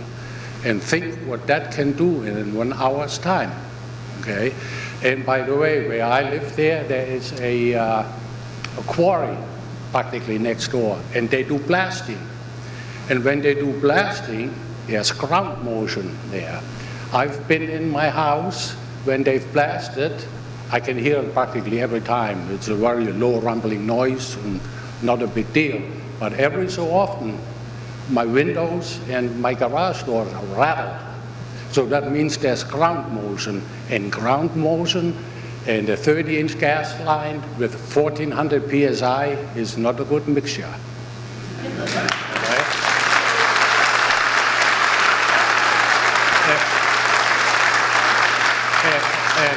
And to top it off,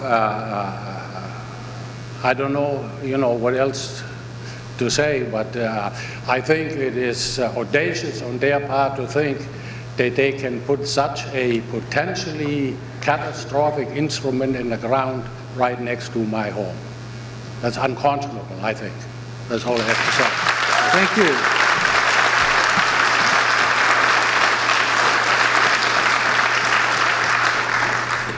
Deb, thank you, God bless you. My name is Deborah Prudhomme. I live at 47 Lexington Road in Dracut, Mass. I've been there for Prudhomme, P-R-U-D-H-O-M-M-E. Okay, got it? Okay. My concerns for this great impact on the pipeline is land, I have them in sections, but I'll do it very brief. Land erosion, digging and blasting pristine land, swampland, through residence land by eminent domain to insert a continuous 36-inch gas pipeline having a 23,000 horsepower, high pressure through Dracut, New Hampshire, traveling up to the Maine and Canada, and also be sold to foreign market, Europe or Asia. To support new customers, jobs, and profit, this is what we've been told from the gas company. There's no benefit to Dracut. It's like a win-win for the TKM, a stock increase, profit, benefit for the greedy stockholders. We are the last town in this state to build this compression station, which is like an artery to branch out as a vein to oversee gas and foreign market. Town does not need this. We are doing quite well and have enough gas support the way it is presently, even during the even during the peak time of winter. The water impact. Dracut has an abundance of swamplands and conservation lands left for wildlife. Allowing a pipeline to pass through will not only destroy insects, amphibians, bird habitat, and wildlife, and migratory birds who struggle to keep what's here for them. Those will certainly be diminished in no time due to pipeline penetration. Also, human consumption of water will no doubt be contaminated by this compression station giving it time, meaning if any of this pipeline has even a pin leak, hole, or crack, the gas emitted will contaminate human consumption of water. In most cases, the pipeline follows along water mains, as we all know that. This will be a huge impact for the town of Dracut. Land. Nearby, as well as those proximity of houses, valuations will drop into and the impact lives of residents will have a very big impact of a built compression station. Why? Insurance companies reevaluate the policies, real estate factors, and no one would consider buying a home near proximity of a compression station. Farmlands in Dracut, which we have Sega and Ogonowski Farm, have been here for decades, will have a huge impact on their growing farmlands as well as their farm animals, if they have any. And with all the digging up, sinkholes may exist in the future. Has that been considered? Pollution. Having compression stations using blowdowns, emitting gas in the air for the sake of gas pressure buildup in these pipes can cause cancer to human beings over time. Sulfur dioxide, SO2, and nitrogen oxide, NOx. That rotten egg smell emitted from gas, extremely harmful to residents close by, smelling this 24/7 each day of their lives, elderly and children included. Another issue, formaldehyde from fracking. It's toxic, and you cannot say this won't be used in Dracut. Dracut is a rock town. Gas emission is known to contribute to cardiopulmonary and chronic lung diseases. Formaldehyde used in fracking is toxic. The falling particles, debris, airborne, that will contribute to every person's breath. And lastly, global warming issues. We must take action now. Campbell School is within close proximity from where the proposed compression station is going to be lodged. Dracut Police and Fire departments are in close proximity. St. Francis Church is close by. Do we want our future children to endure these health issues, the complications, let alone the current residents nearby? Noise pollution, 24/7. This compression station will be working, maybe new, but in time the sound will be stronger and stronger. Dracut is a very peaceful town. You can't tell me each and every person here doesn't like peace and tranquility. The impact of building this compression station here in Dracut, the huge trucks and machinery coming up Route 110 or 113, sorry, the great impact of the traffic. Yes, we just got new roads in Dracut, or in the town, but to me, but in time, this impact will have to be replaced, the roads, that is, repaired or resurfaced. Who's going to pay for that? I need not explain. And lastly, disaster. Even a small breakdown fire, of course with gas, it's going to be huge. Dracut does not have enough power to exhaust this issue with nearby fire, police apparatus. 29 acres is needed to build this facility. If a disaster occurs, and it's including wind, meaning if wind hits one of these explosions, the ramifications, wait a minute, I gotta turn the page. The ramifications would destroy, of the destruction is inevitable. A wipe up of homes, people, wildlife, within, say, half a mile to 2 miles. It could be more. Proven fact, mankind does destroy. Bottom line is, why allow a disaster to happen when we can avoid it now? End of story. Thank you.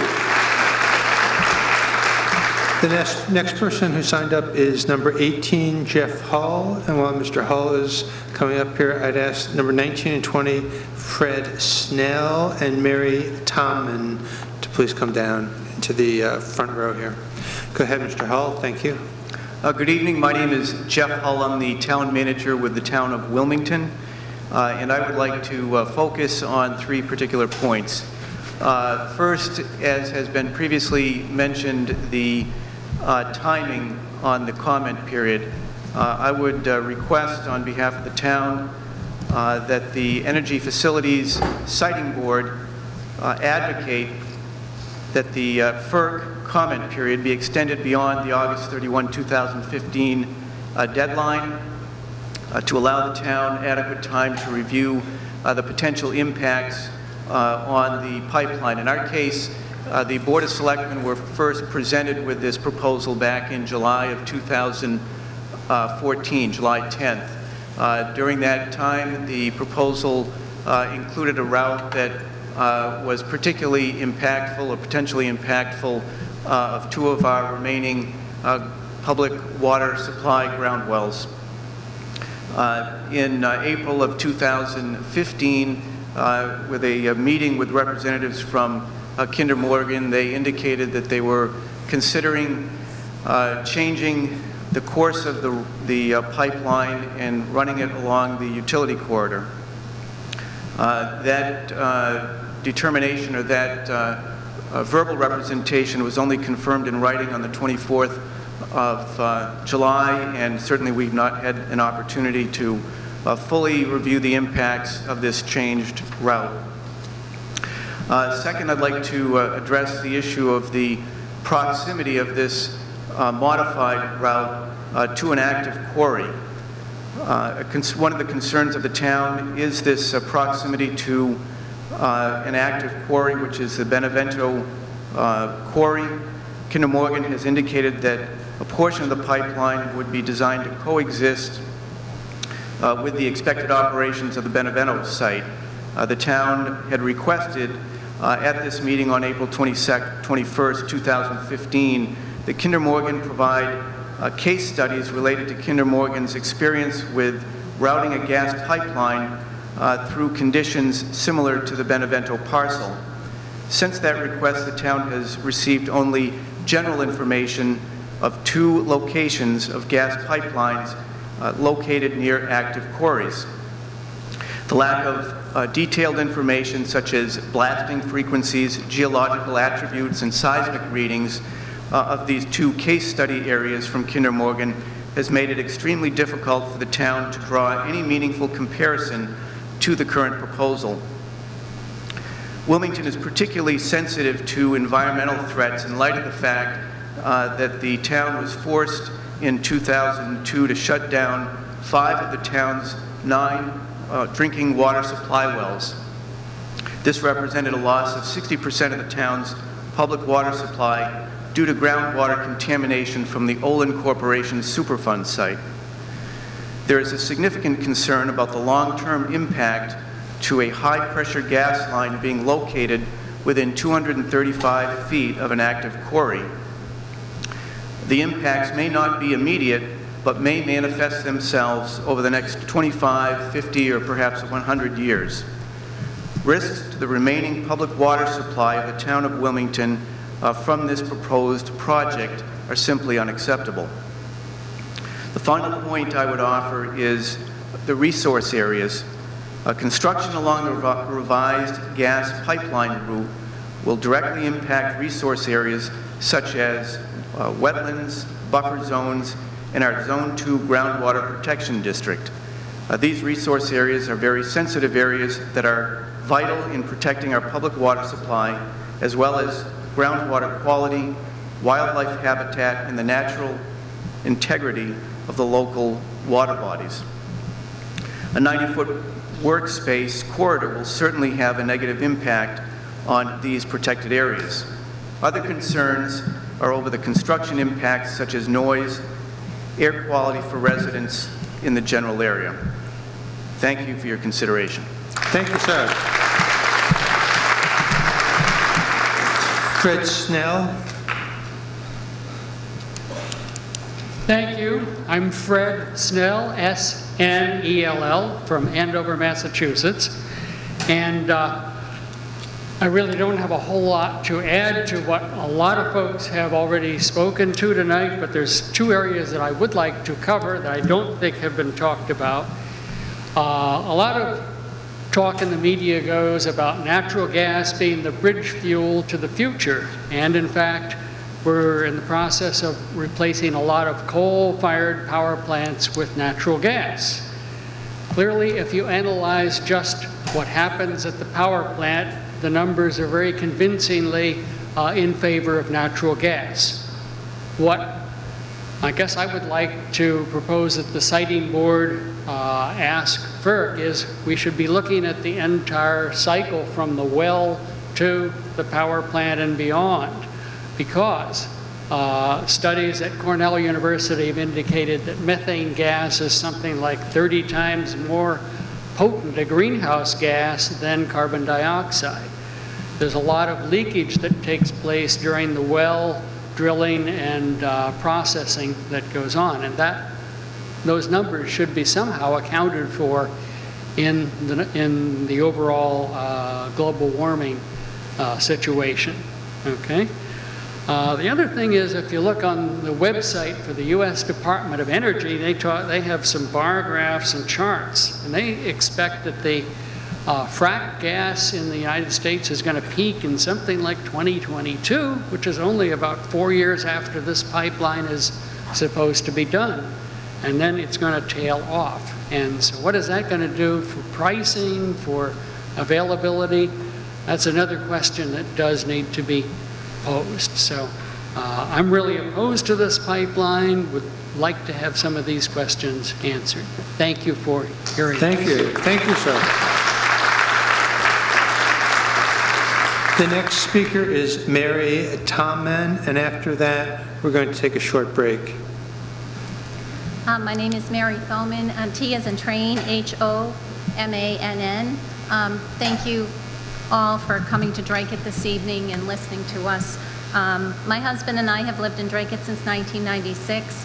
I grew up in the city of Boston, then moved to Lowell, always wanted to get out of the city, and as other people here have mentioned, Dracut is a beautiful town, lots of trees and wildlife, deer, fox, hawks around the yard. About 6 weeks ago, my husband and I received a letter from Tennessee Gas Pipeline Company letting us know that we were within 1/2 mile of the proposed compressor station. So I'd like to focus on the compressor station. First of all, I think I'd also like to start by saying what many people here have said, that this pipeline is absolutely unnecessary, definitely not necessary to New England, Massachusetts, and Dracut. But nevertheless, after living here for almost 20 years, we're faced with this compressor station basically 2 blocks away from us, and the home that we've worked all our lives to own, which is our greatest asset. I want to just say a little bit about compressor stations. They are located on several acres, bringing noise, pollution, excessive lighting 24/7, and the release of chemicals into the atmosphere. This would result in noise as loud as a jet plane on an airport tarmac and evacuation of the area as far as a mile from the incident. I did read something from one of the Kinder Morgan spokespeople, as I'm sure we'll read a lot of, and he said something to the effect that they are able to mask the sound so that it sounds only as loud as a vacuum cleaner. And I think we need to, when they say things, when Kinder Morgan gives facts, I think they need to be questioned, because I think it will be very noisy, is what I'm trying to say. Compressor stations for the section of NED range from 20,000 to 90,000 horsepower per facility. This is at least 10 times the horsepower of Kinder Morgan's existing compressor station in Southwick, Massachusetts. I think this is important. The information that they sent, and as others have said, this building will be on 10 acres, and it will have a total property acreage of 29 acres. I have information that says Kinder Morgan's existing compressor station in Southwick, Mass, they prefer 50 to 75 acres for each one. What this means is, even though 29 acres sounds like a lot, it's actually small even by Kinder Morgan's standards to put such a large facility on. These stations run on raw natural gas from the pipeline and release chemical-laden methane when changing pressure as part of regular operations. They tend to run 24/7, and federal noise levels allow them to run at 55 decibels at a distance of 300 feet from the facilities. Many people near existing compressor stations or other pipelines register noise levels much higher. They also have high lighting at night, obscuring night sky views in the area. So basically, the neighborhood would be completely different. As Joyce has said, I know it's been a long night, but I really would encourage you to go to that area. Kinder Morgan sent a map over by Blueberry Lane, just to kind of picture what a facility like that how it would change this beautiful neighborhood, peaceful neighborhood. No one doubts that Kinder Morgan and other companies have a right to make money. I, like many people, feel they are motivated by money, and they're not in business for charity, and that's fine. But they should not be able to make it at our expense when there really, again, is no need for this pipeline. And I just ask you to do whatever you can to help us stop the pipeline. Thank you. Thank you. Okay, we'll take a break. We'll take a 10-minute break now, and I'll see you we'll reconvene in 10 minutes. It's about 9, so it'll be about 10 after 9. Thank you. The next person on the list is Pam O'Reilly, number 21, followed by Kathy Richardson, number 22, and Ina Hackle, number 23.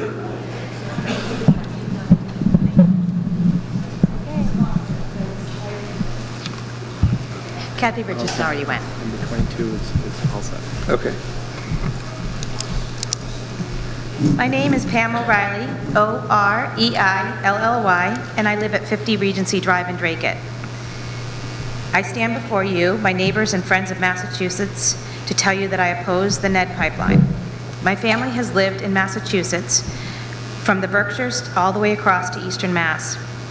We chose to build our lifelong dream home here in Dracut. Dracut is a beautiful landscape comprised of over 60 farms, thousands of acres of open space, affordable homes, and a nice little conglomerate of schools. If asked, some might say that there was one limitation to living in Dracut. It would be its rural road access. We only have a couple ways to get to the interstate, and that's down 113 or 110, or through the congestion of the Lowell downtown bridges. Throughout the recession, Dracut still managed to grow and thrive. In my neighborhood alone, houses are barely on the market for a month before they're sold. We're also lucky to have the largest CSA farmer in the state. We have dozens of other hobby farmers for vegetables, flowers, cattle, eggs, turkeys, and I can even get my milk delivered to my door from a farmer. Here's my point. This proposed NED pipeline is massive. It's an industrial invasion to my small town of Dracut. We are here at the end of its path and will be the victims to bear the brunt of this expansion. There are no benefits to Dracut. We will bear the burden of the noise, the toxic waste, the devastation to our land. This is less than a half mile from my house and alongside hundreds of residents, and future planned ones too. Through 2 churches, the Campbell Elementary School where my 9-year-old son goes, many farms, and open space land. The facts are that if this is approved, the 3 new metering stations and 1 compression station will carry between 1.3 and 2.2 billion cubic feet of gas per day. This is constructed in a highly residential area with more approved development plans already underway. Why do we need to be at the end of this line? We don't even use a third of the gas we already have. What can Dracut do to stop the expansion of the natural gas by turning to alternative energy? This proposed project, with its new laterals coming off in all different directions, will carry gas to other states and even to other countries. Due to the complexity of the moving target this application is presenting, it should lead us to question the entire Kinder Morgan application with all of its to-be-determines. In fact, Dracut is already sharing the burden of the pipeline issues. We are already home to quite a few laterals. We have a metering station already on Methuen Street, to which many residents can hardly stand the odor and the noise from it. I ask the Energy Facilities Siting Board to explore alternative options and to vote against this for Dracut and the rest of Massachusetts. The voice of the people say we do not need this massive $5.4 billion project to be turned back upon our already stretched household budgets without any accountability benefit for us. Thank you. Thank you. The next speaker is Ina Hackel, followed by Ms. S. Sullivan, Kathy Buckley, and Mark Grant. Could Ms. Sullivan, Buckley, and Mr. Grant please come to the front row? I'm Ina Hackela, Hakkila. I live at 59 Mill Street in Dracut. I'm a blow-in. I've only been here for 20 years. But I like the people. It's great being late. I mean, you know, last on the list, because everybody's talked all about your stuff already. So you can just sort of pull a few things together. But I do have an eye problem, so please give me a few minutes to, on different things, I'll have to be looking down, taking my glasses off. This afternoon at 2:15, President Obama got onto the television for a statement on his climate plan. And he said that we're the first generation to experience climate change and the last to be able to do anything about it. That really struck me. I had started redoing my notes right away. If we're the last, it's at the point, all the energy is at the point that if we don't do something about getting rid of fossil fuels, then we are going to, they're going to go away anyway.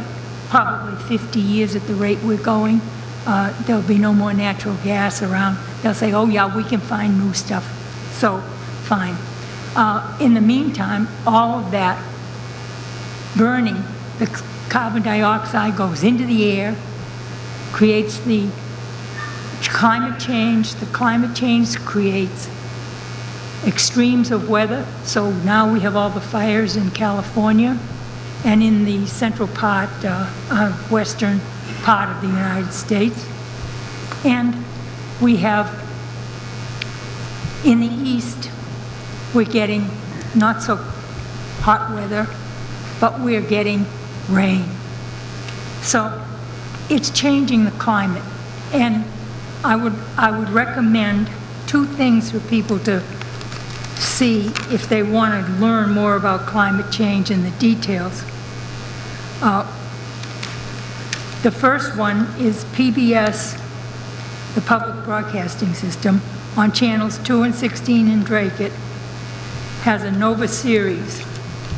Last week I listened to Humanity from Space. It's a documentary. It's 2 hours long.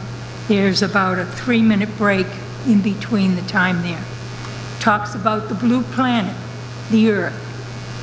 And at the rate we're going with everything burning up, because as the trees burn up, they give out their CO2. Well, that's more in the clouds. As the clouds move around, they go around everywhere, all the way around the world. They follow the circle of the Earth. So consequently, we've got climate change going.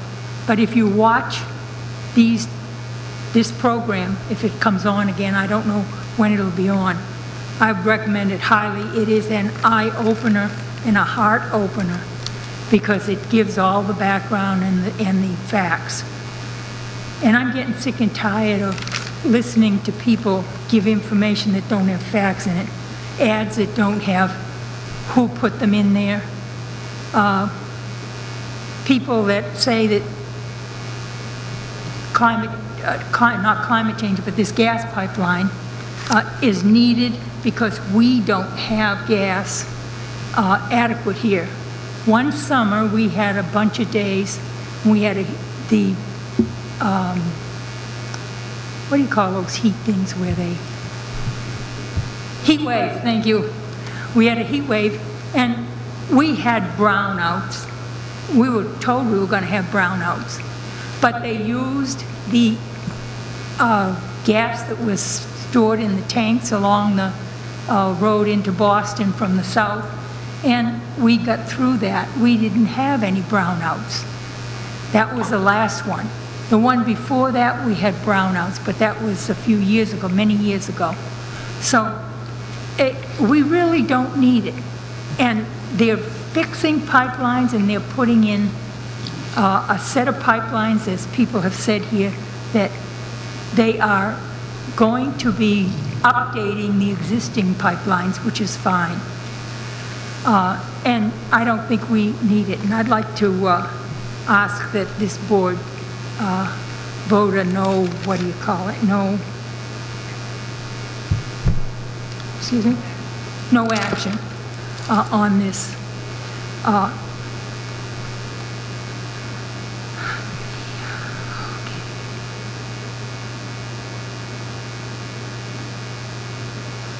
Now, Dracut is I call it a sleepy hollow, but it's a lovely town.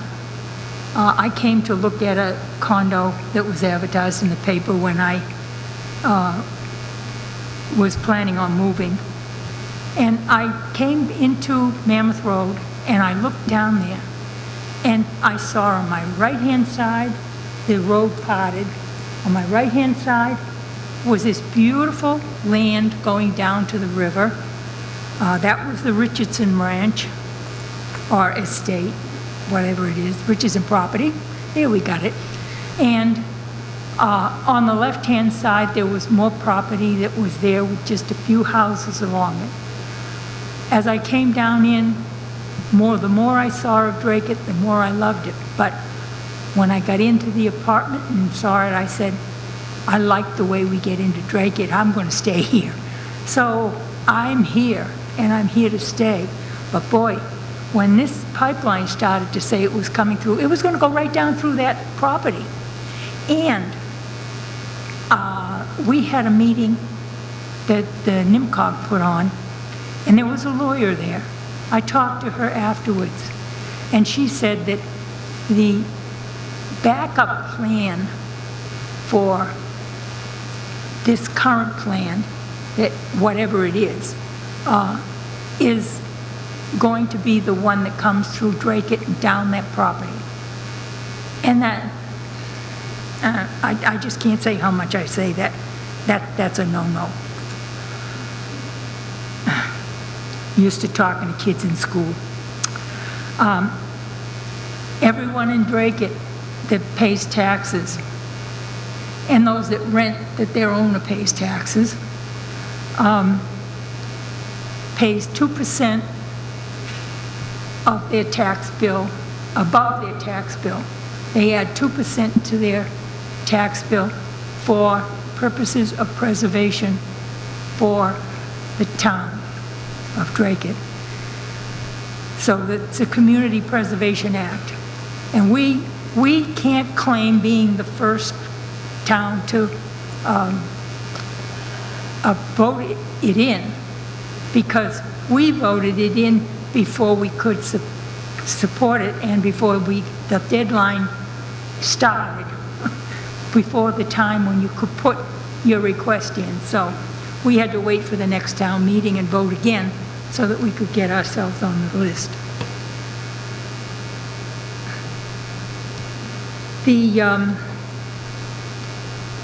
I think we need to go to solar. That's been coming along, but I have a real problem with net metering cap.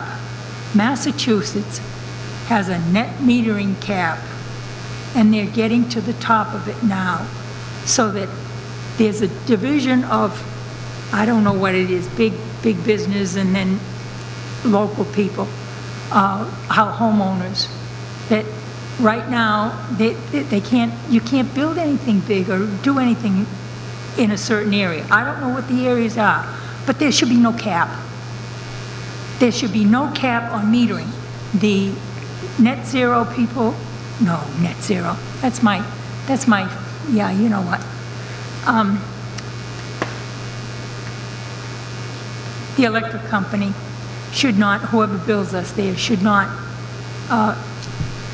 be saying that you can't put solar up and form a business or something and have that coming in. We won't take it.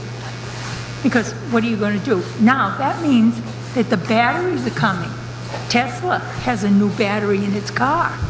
So now we should get people to get the research in on batteries so that we could store our own electricity in there. But we need to go to green energy. And that's not gas. Thank you. Thank you very much. Thank you for your comments. Ms. Suzanne Sullivan.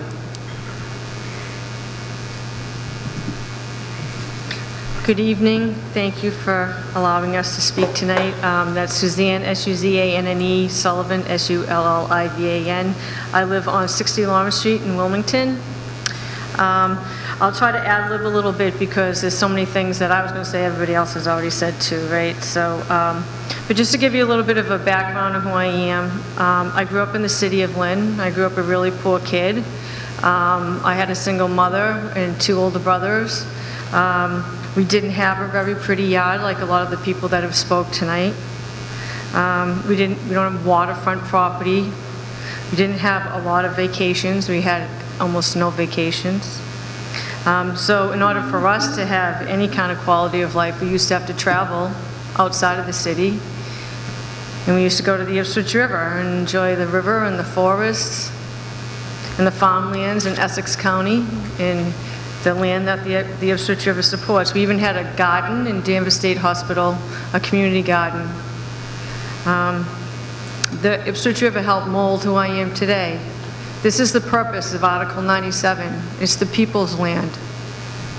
It's the poor people's provisions to protect land for us to be able to enjoy what so many other people have on a daily basis in their backyards or their front yards. I've spent almost my whole life, adult life, protecting water resources. I moved to Wilmington in 1989. I have 3 children. I'm a single mom myself. When I moved to Wilmington, I was thrilled to know that the Ipswich River started in Wilmington. When I moved there, I did not know that. It's the headwaters of the Ipswich River. But I was saddened when I realized how abused the river was there. It seems so wrong to disregard such a wonderful resource and, to me, an old comforting friend. So I became active to protect and restore it. I served on multiple boards, volunteer, municipal, elected, ad hoc. It did not matter to me. I just want to be the voice of the river and the voice of like-minded people. I, along with a couple of other moms, worked to shut down the Maple Meadowbrook aquifer that you've heard other people speak of tonight. Those wells were contaminated with NDMA by the Only Chemical Superfund site. I still serve on the Wilmington Environmental Restoration Committee that administers a technical assistance grant to help oversee this Superfund site. Even though we were assured time and time again that our water was safe and met all standards, we knew otherwise. Then again, we had to fight the state to shut down the import of so-called slightly contaminated soils into our aquifer from the Big Dig. We were told we had to take it. We knew otherwise. Wilmington also had and has or had twice the state average of cancer in its children. There is nothing worse than watching a family have to struggle with the death of their child from cancer. That study started back in 1999. I also serve currently on that committee. We still don't have answers to the Department of Public Health study on why our children had or still have twice the state average of cancer in our kids. And now here we are being told there's a need for frack gas, and we know otherwise. How can those that know not know? Ignorance, ineptness, or is it just that they don't care?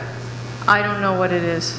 What I do know is I see the same scenario with fracking in these pipelines as I do with the past battles to protect our water resources and our people. I may not have a formal education, but I do have a lot of experience, and I have a brain. Numbers don't add up. We all know it. Most importantly, I have a strong sense of what is right and what is wrong. I have the passion to defend my river, my water supply, my fellow citizens, and most importantly, I'm not alone. Kinder Morgan wants to put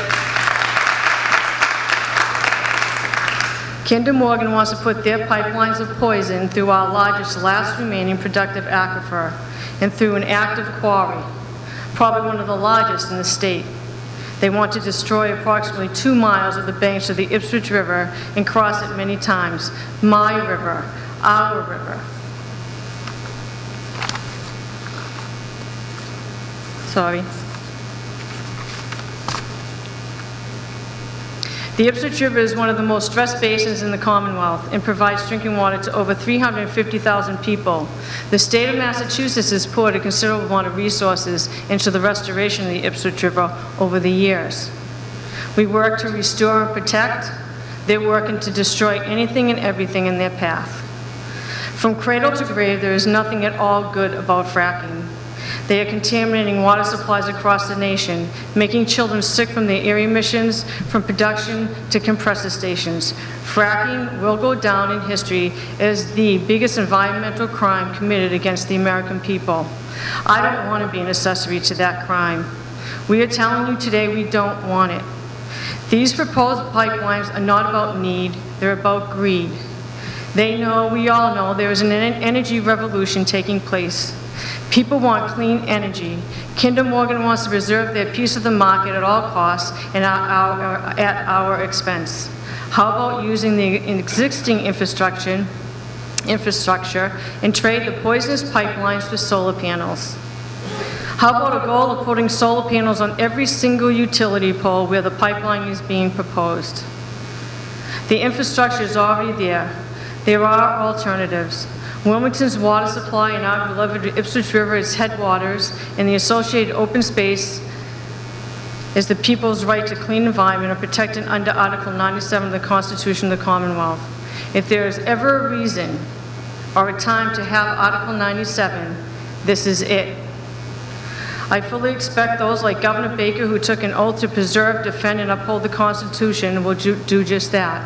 And I therefore ask this committee, this board, to also do the same. Thank you. Thank you.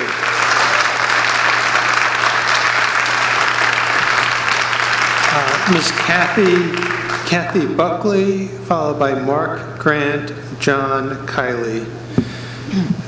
Mr. Grant, Mr. Kiley, please come down to the front. Go ahead. Good evening, Kathy Buckley, C-A-T-H-Y-B-U-C-K-L-E-Y. I'm chair of the Massachusetts Sierra Club. The Massachusetts Sierra Club opposes the Northeast Energy Direct Pipeline as the oldest and largest environmental grassroots organization in our country. We have been working since 1892 to conserve and protect our natural resources.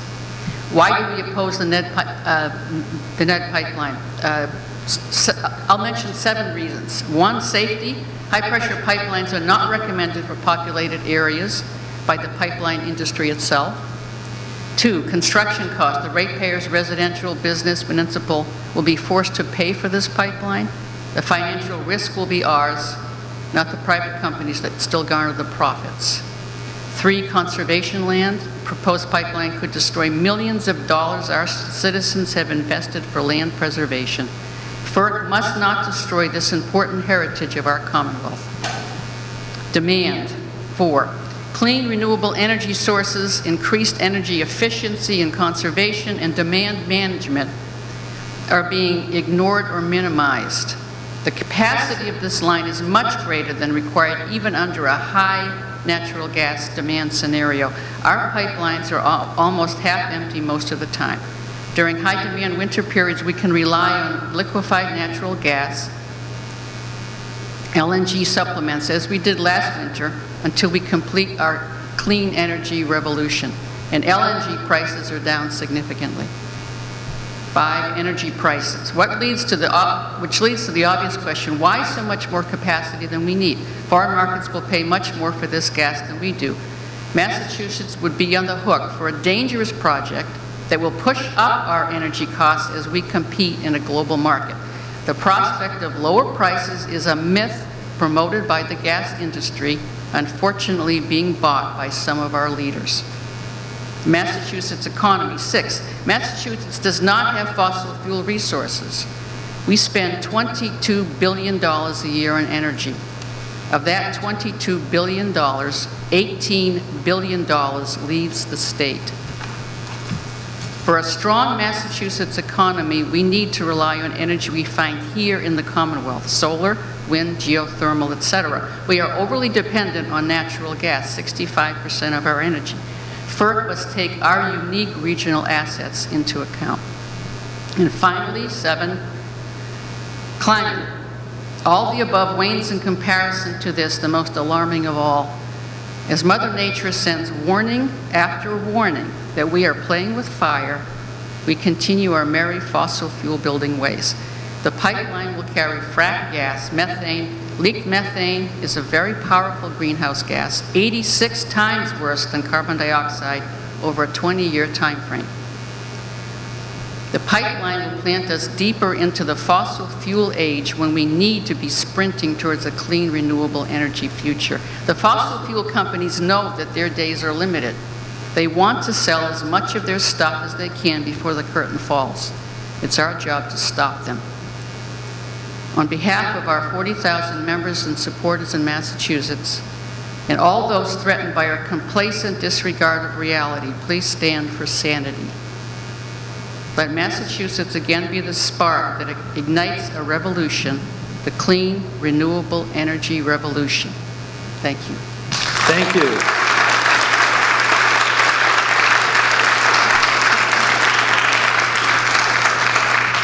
The next speakers are number 26, Mark Grant, number 27, John Kiley, and number 28, Dana Atwood. Are any of those people present?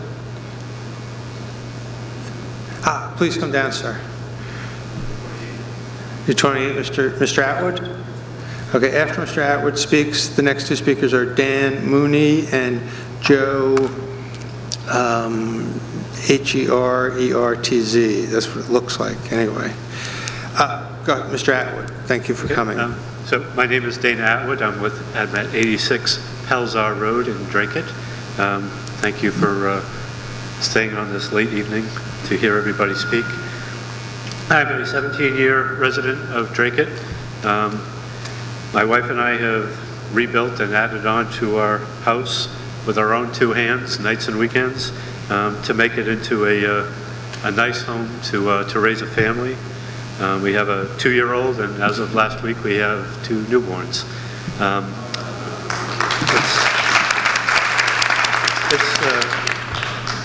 It's very concerning to me that that I have to worry about their safety.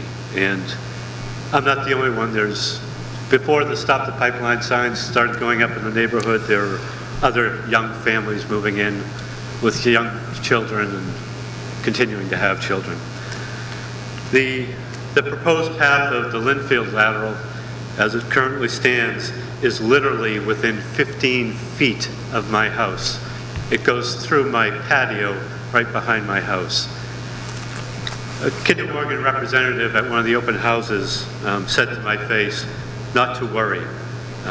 They would probably shift it another 35 feet further into my backyard so they wouldn't have to actually bulldoze my house, because they have to have a 50-foot buffer on either side of where they put the pipeline.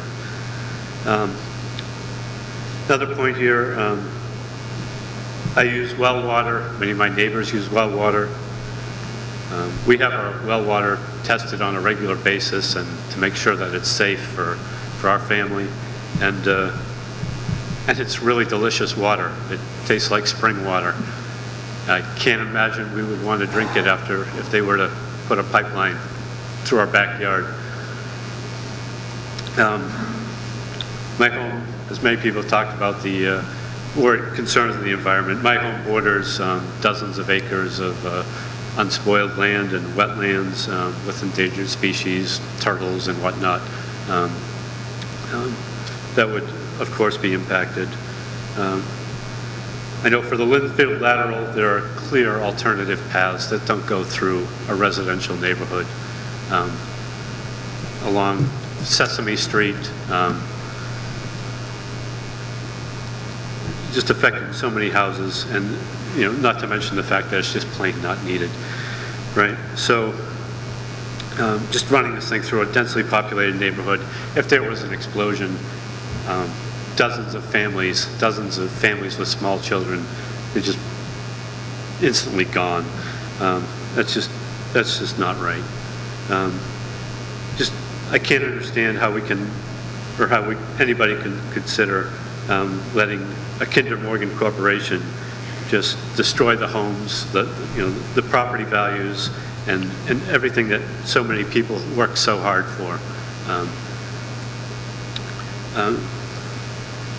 Another thing that has crossed my mind with regards to just property values is if this project were approved by FERC, and if so much as 1 cubic foot of gas were to be sold outside the United States, then that is not in the interest of the public good, and they should not be allowed to exercise eminent domain.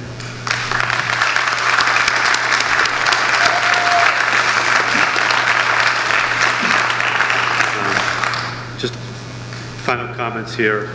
I personally am looking at pursuing solar energy because I, for one, do not want to fund the gas company anymore.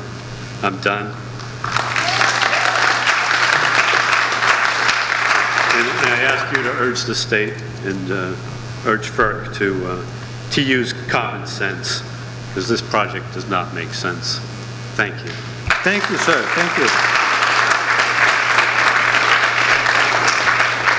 So the next person, I guess I get another shot at it. Joe Erlihy, H-E-R-L-I-H-Y, citizen of Dracut. I'll be brief and right to the point. Kinder Morgan is a terrible company. I think they don't care about Dracut residences. They don't care what happens. They just want to get their pipeline built. They want to get the profits to their stockholders, and their CEO wants a big bonus for doing this great thing, squishing on all the communities around Dracut and Dracut itself. There's been Wall Street articles, and Morgan Kinder has a terrible, terrible safety record. Doesn't anybody ever look at these things? Don't they take that into consideration, that these guys are terrible? They put in a pipeline or a compression station, they don't care after that. I question their maintenance if they have such a despicable safety record. However, that's offset by the very, very influential lobby in Washington. So I wonder, after all of this talk that we have, these meetings we have, if in fact the final decision is in Washington, and if their lobby isn't controlling the Washington agencies that ultimately decide, and maybe the state agencies have little or nothing to really say about it. That's my concern. I'm sure everybody's concerned that we just get overridden by the lobbies in Washington just to get this done, okay? And the only other thing is, I hope when the EPA does their studies, the feds and the state, that they do a professional job and they're not influenced by this gigantic corporation.